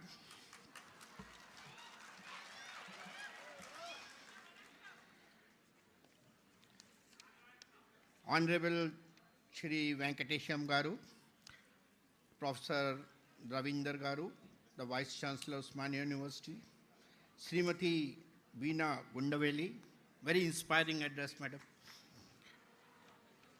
Shri Lakshmi Narayan Garu, Shri Reddy Nayak, all the distinguished faculty members, my dear students, ladies and gentlemen, and of course the invited guests for this function today.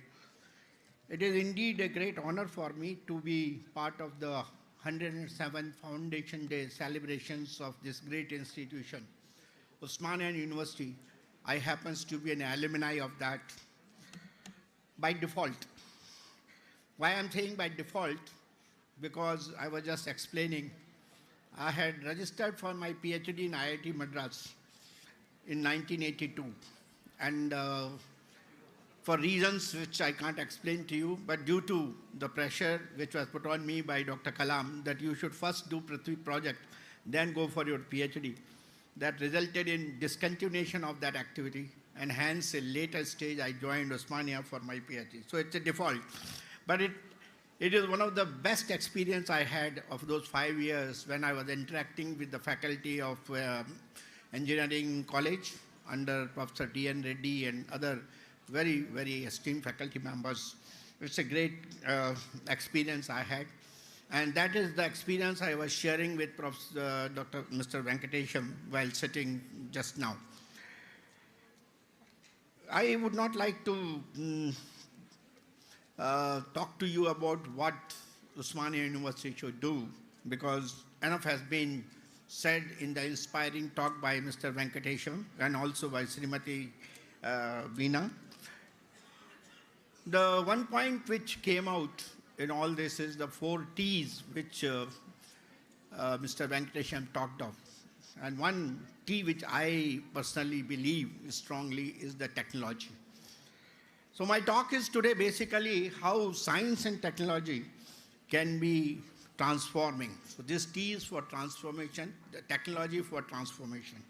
Since Osmania University has also to perform and transform, it is important that science and technology should be tailored in such a manner that it adds to the economic development. And today's economic development is just not numbers alone. It is also something to do with sustainability. Sustainable economic development is what we are talking of. And Mrs. Veena mentioned a few things about it when she was talking about exponential growth, exponential journey, and other things. I would like to share with you a few slides which will give you the importance of what is science and technology for economic development. So the slides are changing. I'm very happy. All of you know that growth of science and technology has been phenomenal, and it has contributed to the life of human beings in a great way. The kind of comfort in which we are sitting here and talking to each other even video conferencing and things like that. It is a greatly due to the science and technology. A lot of new technologies have emerged, and it's left to us now how to utilize them for the benefit of the society. And multiple technologies over the world have come together to form new innovations. That is what is happening as far as the science for humanity is concerned. All of us know that science and technology for society has three perspectives. First perspective is the scientific perspective which we all look at. All of us have a scientific perspective. Whether you are a student of science or not, it is immaterial. But still you have a scientific perspective because that is inherent, genetically inherent in you. The other one is a technology perspective which you learn, which you come across. And third one is the environment in which you live, and which is the ecological, the economic, and the political perspective. So this is the way we look at these three perspectives. So when you take any decision, your process of decision making is an agglomeration of these three perspectives. And with these three perspectives, you take decisions which are responsible for the upliftment of the society as a whole. So in other words, if you see, science is the principal driver for change. Whatever has happened over the last so many centuries, which is due to the scientific developments.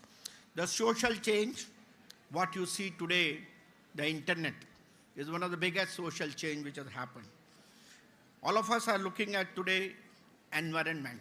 We are worried that the environment is depleting, it is getting into difficulty. You know, the kind of climate change which is taking place. So this is another one which is a continuous question of worry which requires scientific action. Health and medical change, the biotechnology is emerging to provide you the solutions there. And of course, I come from the defense background because almost about 45 years of my life journey has been in defense. So national security becomes a very important challenge, and it could be for the benefit of the humanity, and it could be for the destruction of the humanity also. We call it weapons of mass destruction which are being used. Today's war which is going on between Ukraine and Russia, we always have a problem whether one day or the other somebody will go berserk and use weapons of mass destruction, leading destruction to the whole humanity.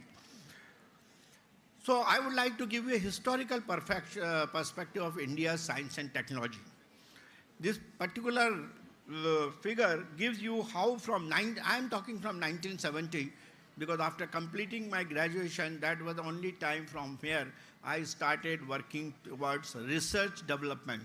Graduation was not a research journey, it was a learning journey alone. But from my ME onwards, it is a research journey. And I have seen a number of things that have happened across due to the science and technology. The first one was the Green Revolution, which was pioneered by Mr. M.S. Swaminathan, and which is responsible for today's extra food stocks what you have. Then came the White Revolution, all of you know, pioneered by Mr. Kurian, because of which India is the largest producer of dairy products and milk today. You have, during the same period, multiple activities took place. You had Mr. Wing Commander Rakesh Sharma talking to you about journey to space, but our first satellite which was launched on board a Russian launch vehicle was the Aryabhata. And we had atomic power plants coming at the Madras Atomic Power Station. So under the able leadership of our Homi Bhabha, we pioneered in the nuclear energy programs. So we have fast breeder reactors today. We had journey in energy, which is started with the thermal power plants of different sizes to today renewable energy systems that we are today happening. We pioneered into destructive systems also, but for peace, like Pokhran explosion in 1974 and later on in 1998. And we had pioneered into defense with a number of missiles like Prithvi, Agni, Prahar, Dhanush, Nag, all of them being developed and manufactured today. And the latest among them is the BrahMos and the Agni MIRV, which has been launched recently. The mission Shakti, in which one was able to intercept a satellite using an interceptor from the ground. and supercomputers, which were developed like Param supercomputer, and now today we have our own teraflop computing systems which have come out under the National Supercomputing Program. And you have deep sea missions, you have Chandrayaan, you have today's journey, which is in about 2020 and 30, where we are looking at quantum technologies, we are looking at synthetic biology, we are looking at reusable launch vehicles and so on. So this is a full spectrum what India has realized. Don't you imagine that just from 1970 to, that means about 30 plus 20, 54 years, we have certainly achieved significant amount as far as the S&T journey is concerned. And it has contributed to India's economy in a great manner and also to the societal benefits. The core underlying technology and advancement of science historically is from the 1600, when it used to be the empirical science once upon a time, and the whole thing was on observations and the experimentation which our predecessors did and produced some of the finest traditional information about the nature. Then came the theoretical science, the paradigm, science, laws, physics and biology as we call it, which was responsible for basically its fundamental basic physics, chemistry and biology. The third phase was 50 onwards till 2000 was a computational science, which was responsible for simulation, molecular dynamics, mechanical methods and so on, which many of you practice even today. And what Madam Veena was talking about is today's journey into artificial intelligence, big data, machine learning, AR, VR and so on, and that's a fourth paradigm. But the main thing which is happening now, the pace at which it happened in the last so many years is now changing, and that's an accelerated pace of doing things where scientific knowledge is at a scale due to the artificial intelligence and the autonomous testing and things like that. There is a need for us to actually transform.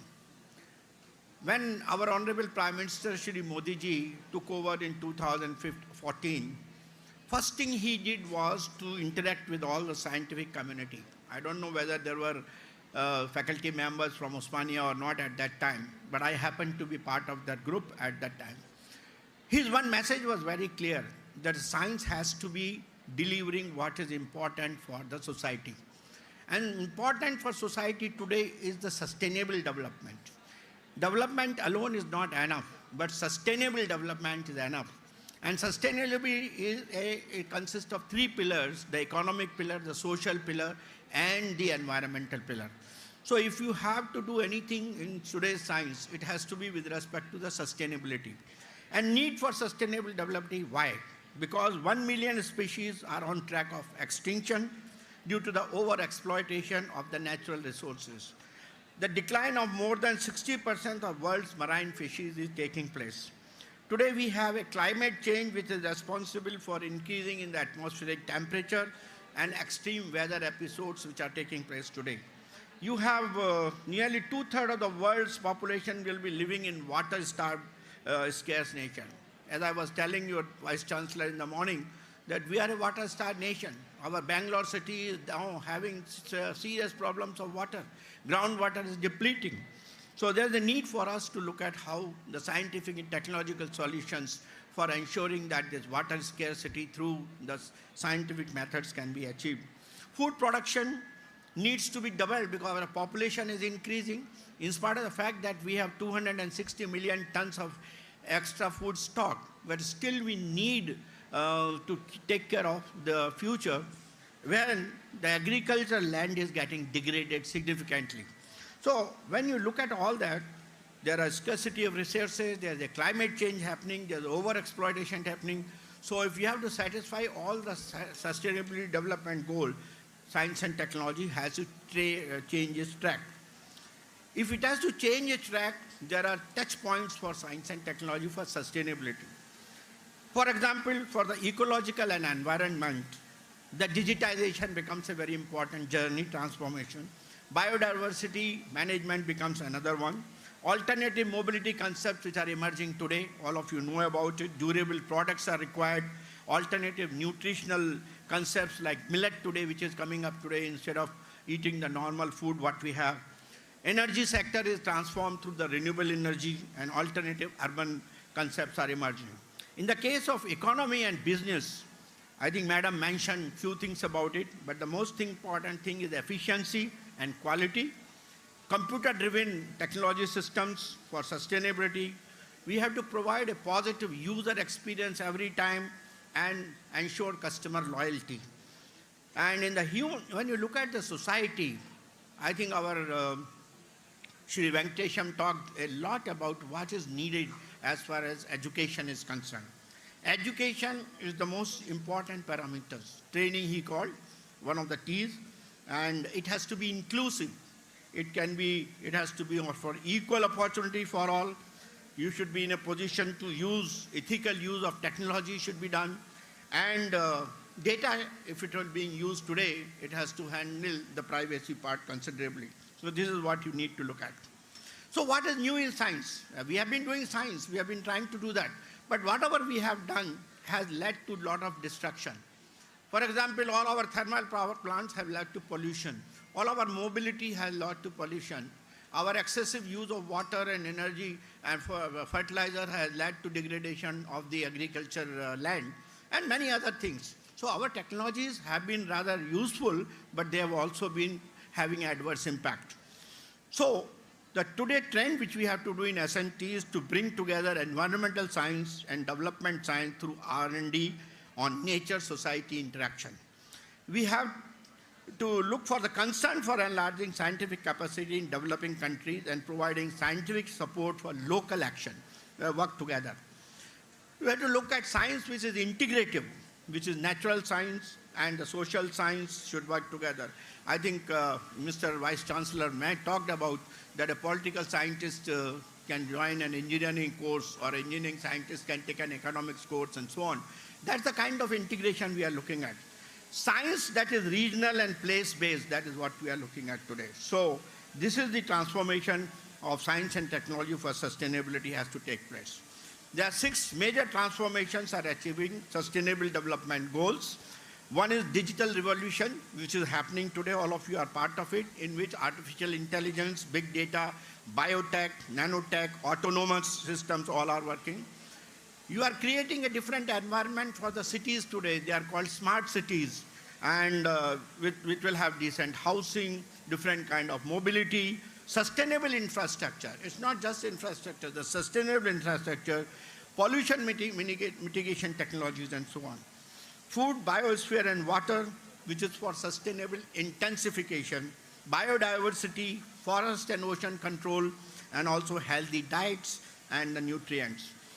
Improvement of the human capacity, all of us know that India suffers from this particular thing. There's something called Human Development Index, HDI. If you look at our position in HDI is 131 among the 135 countries. So you are very, very way below. And what is HDI? HDI consists of education, health, and employment, and others. So we have to look at how to improve our HDI. Consumption and production, that has to be with respect to the demand, and we have to start looking at circular economy. We cannot be just going on an open-ended economy. Circular economy where reuse, recycle, redesign, remanufacture, these things become very important. Decarbonization of energy. Decarbonization, I talked to you about thermal power plants. We need to make sure that our energy so produced for our demand should be completely non-polluting. Digital revolution is making a lot of difference, and certainly it is a 5 multi-trillion innovation platform.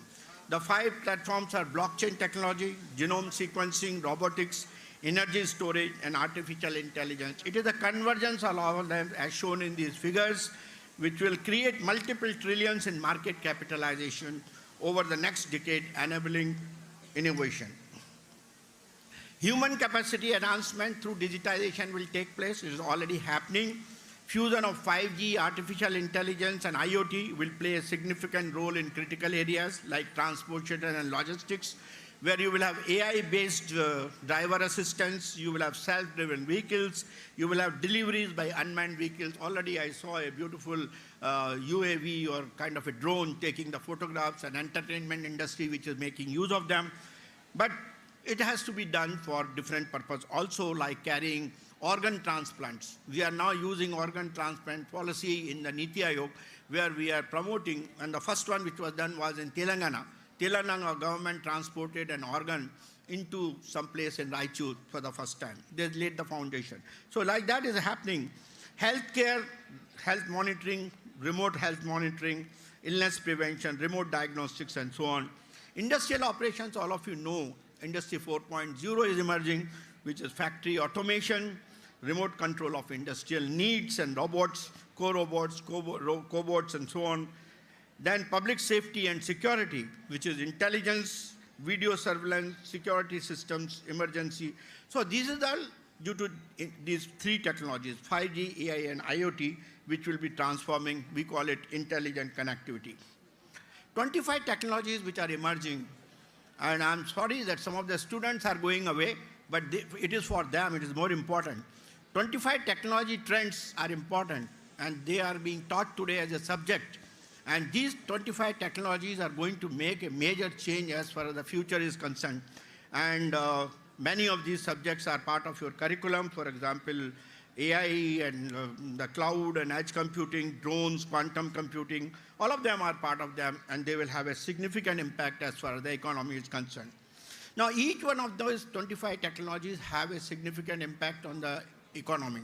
And I would like to share with you what is the data. For example, the mobile internet, what you have, it will be in the region, it will be affecting in the region of 3.7 to 10.8, minimum and maximum in terms of $1 trillion. Automation of knowledge work will result into $5.2 to $6.7 trillion of economic advantage. Internet of Things, similarly advanced robotics, similarly autonomous and near autonomous vehicles. Each one of them has got a tremendous contribution to the economy. That means if you practice them, and if you become an entrepreneur tomorrow, you have a significant possibility of becoming a rich millionaire using these technological advantage, and hence add to the economy of the globe. Now, what India can achieve? What India can achieve through the disruptive technologies, which I mentioned 25%. If we work for convergence of disruptive technologies, then we can achieve 550 to 1,000 billion annual economic impact, which is 20 to 30% of India's incremental GDP from 2015 to 2030. Can you imagine how much impact it will have? It will provide 400 million additional people with access to quality health care, have 300 financially included million, achieve 15 to 60% yield improvement for 22 million farmers due to precision agriculture. This is a technological advantage. Save about $50 to $95 billion from energy technologies. Gain about $17 to $25 billion from intelligent transportation. Create jobs for 10 million tech-enabled workers. These have been assessed. These are some of the computations which are carried out by our economists, by our technologists in Niti Aayog, and I'm just sharing this data with you as worked out by our own people. So technology for energy and security, which is very important because energy is one of the fundamental building blocks for economic growth. So energy, if it is done, then it has to be done in a sustainable manner. For that, India being one of the nations which cannot live without coal, all predictions which have been made about India's energy journey, India's energy mix, indicates that even in 2070, when we go for net carbon zero, India will be using about 10% coal for its energy production. In that case, we cannot use coal the way we are using today. It has to be clean coal technologies, which will be unearthing the efficient utilization of indigenous coal reserves. We should use carbon capture, utilization, and storage. That means from whichever source CO2 is produced, we should capture that carbon dioxide, utilize it, or sequestrate it. That will mitigate the carbon emissions in industrial sectors. Hydrogen, which is a low-carbon fuel, and natural gas, which will enable clean fuel opportunity for energy conversion with low carbon emissions. Alternate fuels like methanol, ethanol, ammonia should be used. Nuclear energy will be the base load provider for all renewable energy paradigm. In that, small modular nuclear reactors is the new word which is emerging, not the large size nuclear reactors which are world over because of the kind of footprint they have, the kind of time required for manufacturing. The SMRs would be one technology which can be manufactured in factories like the automobiles, can be assembled on the site, and you should be in a position to operate them based upon the requirement, like a diesel generator sets of 100 megawatts or 200 megawatts and so on. Mobility, all of you know e-mobility. We are talking of fuel cells, we are talking of hydrogen, we are talking of alternate fuels, and so on. Renewable energy and storage systems like wind, solar, ocean, biomass, pumped storage system, lithium-ion batteries, sodium-ion batteries, flow batteries, all these technologies are very important. I don't know how many of you people are working in Osmania University. I don't know whether you have an energy research center in Osmania University. Do you have? So I would request Vice Chancellor to start one, because this is one thing which should not be missed out. But the most important problem which we are going to face with all this energy and mobility coming up are the requirement of critical materials which will happen tomorrow. How are we going to meet the requirement of these critical materials? For example, if you are going to use lithium-ion batteries and other things, the materials like lithium, cobalt, and graphite are key ingredients, and you will need about 506% increase from 22 to 2050. Solar PV, which uses 97% of indium due to copper, indium, galenite, selenite solar plants, would require about 417% of graphite, indium of about 192%. So if you look at all of them, materials like nickel, silver, wind turbine, the molybdenum for the wind turbines, the chromium in the other manufacturing systems, you will need huge quantities of these materials. So scientific research is needed for alternative materials. Instead of using iridium, can I use something else for the battery catalyst? Can I use something which is much more popularly available in abundance and so on? So that's the kind of research which is needed by all of you to provide that kind of a solution.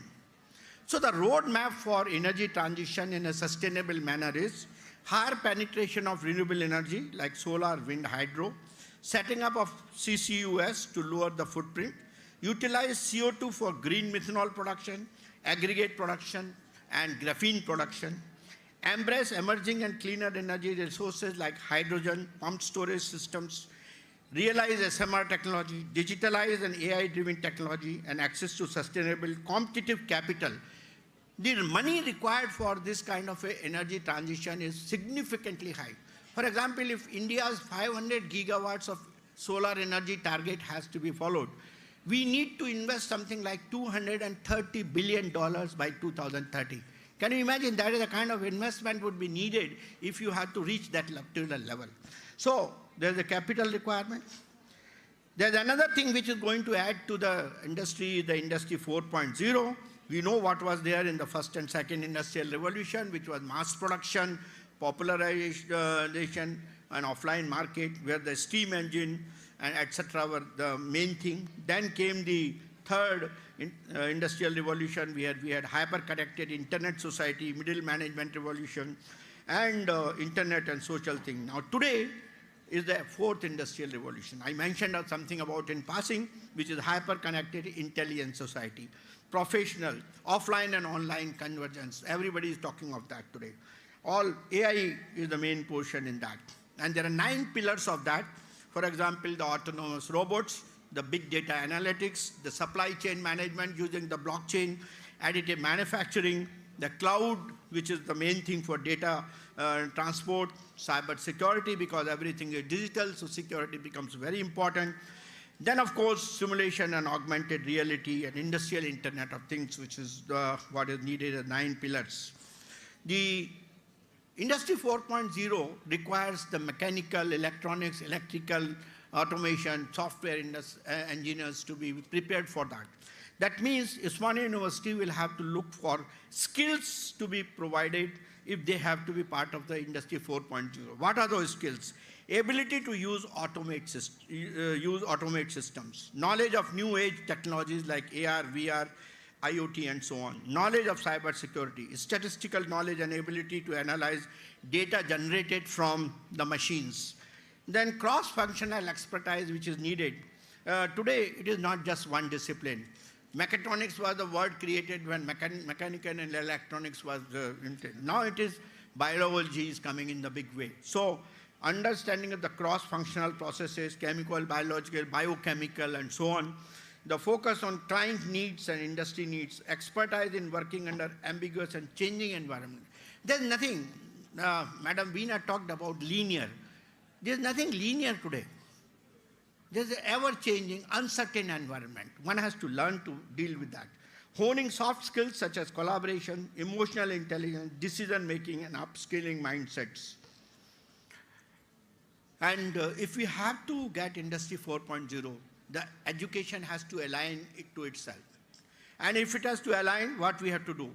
We have to, Industry 4.0 needs flexible production line. We need, in education, the tailor-made learning path. Online quality control, we need formative assessment in the education. Workers monitor automation, where teachers become the mentors today in education. Custom products, what we are talking of, we have to have divergence and pluralism as far as the education is concerned. System engineering is what is the word today for all industrial revolution. Here, education is the goal for producing the products which were discussed by the earlier speakers. And of course, we all talk of long life learning, which is continuous teachers training. That is most important, which was also highlighted by Mr. Venkatesham. Now, if we have to continue to add to the economy of the society, there's a race between the education and technology. There are two graphs shown here. The yellow one talks about the past and the present education, and the blue one talks about the past and the present technology. The dotted ones indicate the future. So when the technology and education work together, they are almost in sync, then there is an efficiency. But if the technology takes over and the education lags behind, it is called social pain. That means technology is already gone and education is not able to catch up with the understanding of the technology. If the education takes over and the technology remains static, then it's an era of prosperity, because education, research will lead to innovation, so prosperity will take place. Now in the present, what we are talking of is that the technology, if it remains in the same level today, and education remains in the same level, and the future technology, because the race at which the technology is going is very fast, then you are experiencing already the social pain. So it is important that the future education has to increase its tempo. It's increase its complete, the pace at which it has to be done. The transformation has to be done, which was talked about by others, and hence, then only the prosperity will come. So mechatronics and multidisciplinary education system for Industry 4.0 is important, which is all the kind of engineering disciplines, mechanical, electrical, electronics, sensors, control, and so on. Business experts, social scientists, problem scientific engineers, all of them have to put together their head to become Industry 4.0 as a viable solution for the country. It cannot be just one particular discipline. Education for sustainable development, that's more important. And I think Madam Veena was talking about that 3,000, so many colleges and students are being apprised of what is there. But the education for sustainable development has three domains. First is the cognitive domain, for which the competencies required are system thinking, anticipatory, normative, and critical thinking. That is the kind of thinking which we have to put in place. Second one is the socio-emotional domain, which is collaboration and self-awareness. And third one is the behavioral domain, which has got competencies like strategic, integrated problem-solving capability. That is what we need to have. So what universities have to do to provide that kind of environment? They instill 4 C's in the students: communication, collaboration, critical thinking, and creativity. These are the 4 C's which will have to be introduced in that. Make programs and ICT education a compulsory subject. Develop educational content in collaboration with industry. I am happy that you have today the professor of practice coming in. I think it will certainly improve the interaction between industry and academia. Then, of course, reform content and methodology of education as digital. Happy to know that MOOC and SWAM programs are being used today. Have top people resources to lead global industry engagement. And that's very good important, because all your BOGs, all your research advisory councils, if you have the people coming from industry, from academia, from national laboratories, participating in that, I think it will bring a new culture and a figure. Create new business trends through reform of higher education. And Industry 4.0, government, industry, university research program. That is the most important for that is needed. So our priority, what is the focus and priority for this, is design and make India Industry 4.0, agriculture productivity improvement through precision agriculture, development of Internet of Everything and digital economy, education 4.0. It was, Mr. Venkatesham talked about NEP 2020. NEP 2020 is nothing but what the United Nations had talked about, education 4.0. 80% commonality exists there. I think we have to do for upskilling and skill development, education 4.0. Export-oriented organizations. While we are looking at domestic markets, but major growth will come if we are able to make export-oriented organization. Our service sector done reasonably well, where they are exporting their skills and outputs. Clean and energy efficient systems, efficient transportation and logistics. One of the major problems India faces in export and also investment in the country is that our logistic cost is very high. It is almost 14% as compared to other global standards, about 6 to 7%. So that is the main problem why we are not very competitive. And smart cities, infrastructure, service sector, freedom from fossil fuels, alternative fuels, e-mobility, cyber security and digital world, very important. And of course, defense and aerospace, these are our priority areas. I would like to say in the end that we have got all the ingredients and potential required for innovation. Let us convert this potential into reality by establishing a strong academia, industry, and national R&D labs collaboration. I'll go a step ahead by giving a clarion call to all of you to participate and contribute, not only to innovate, but to out-innovate and out-educate and outperform the rest of the world and become a global leader. I hope Osmania University takes a lead in that. Thank you very much.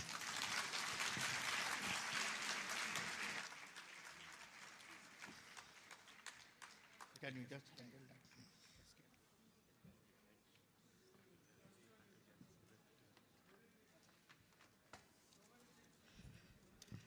I think it was wealth of knowledge for the ones who have heard, and feel sorry for the students who have missed out on it.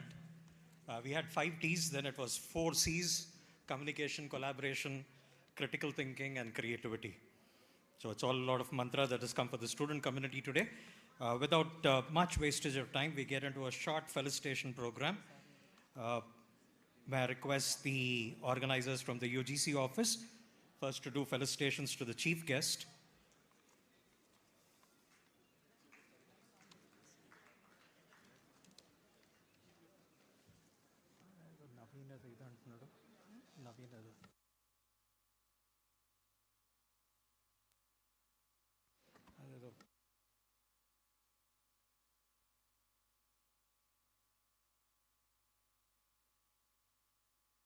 It's only a small token of appreciation, sir, for the well and taking time out of your busy schedule and coming to Osmania University.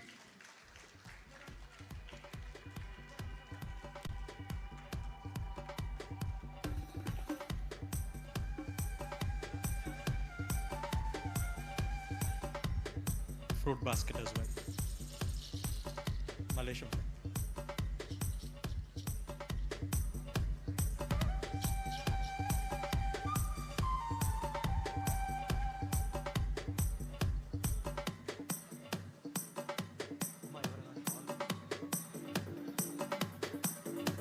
Next to Burra Venkatesham, sir.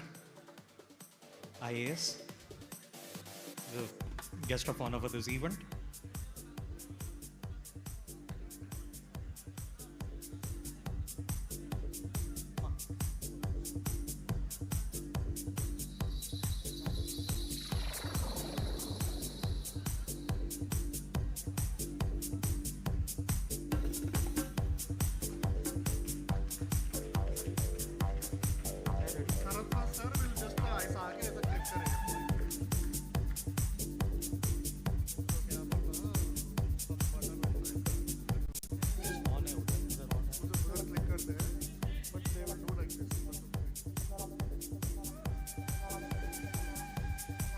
To Srimati Veena Gundavelli, ma'am.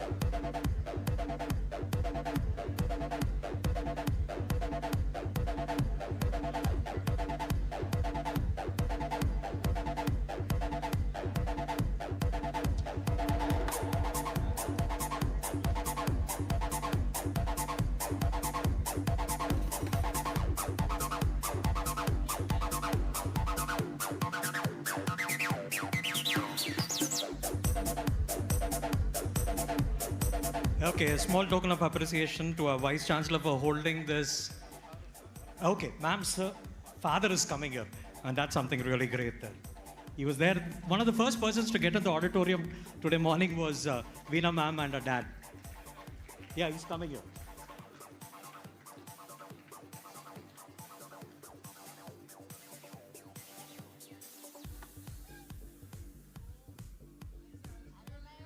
My God, there are generations of alumni of Usmania University here. So it's father and daughter who had studied in OU. And what can be great to see the daughter getting felicitated on the 107th Foundation Day. I mean, achievements of kids give more satisfaction to the parents than anything else.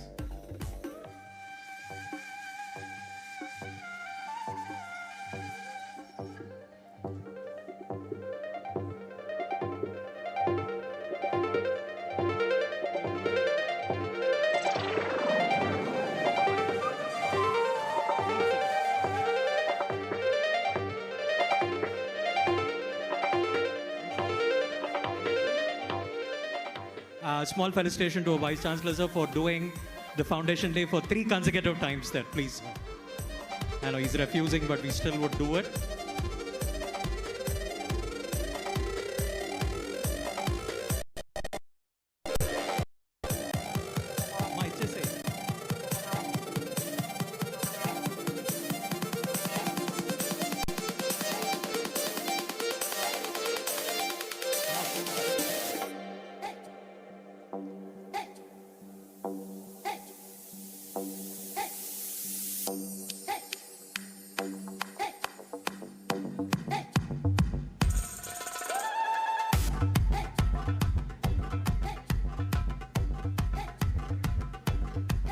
Next to our Registrar, P. Lakshminarayan, sir.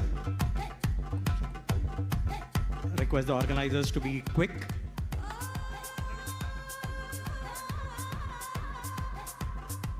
Please.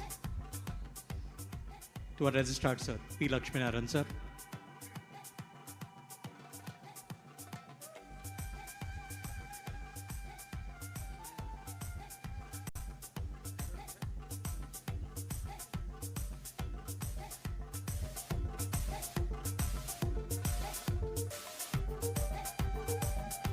Next to our OSD sir as well.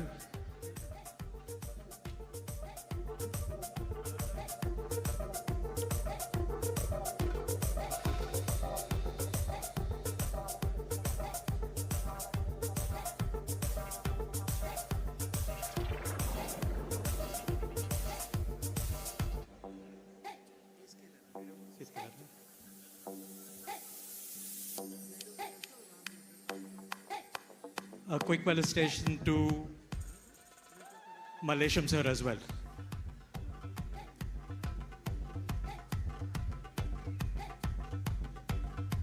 He's been working very hard for this Foundation Day celebrations.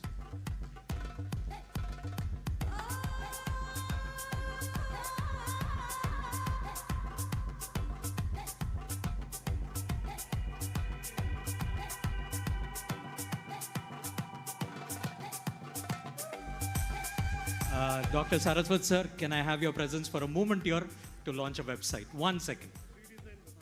Redesign website. It has disappeared.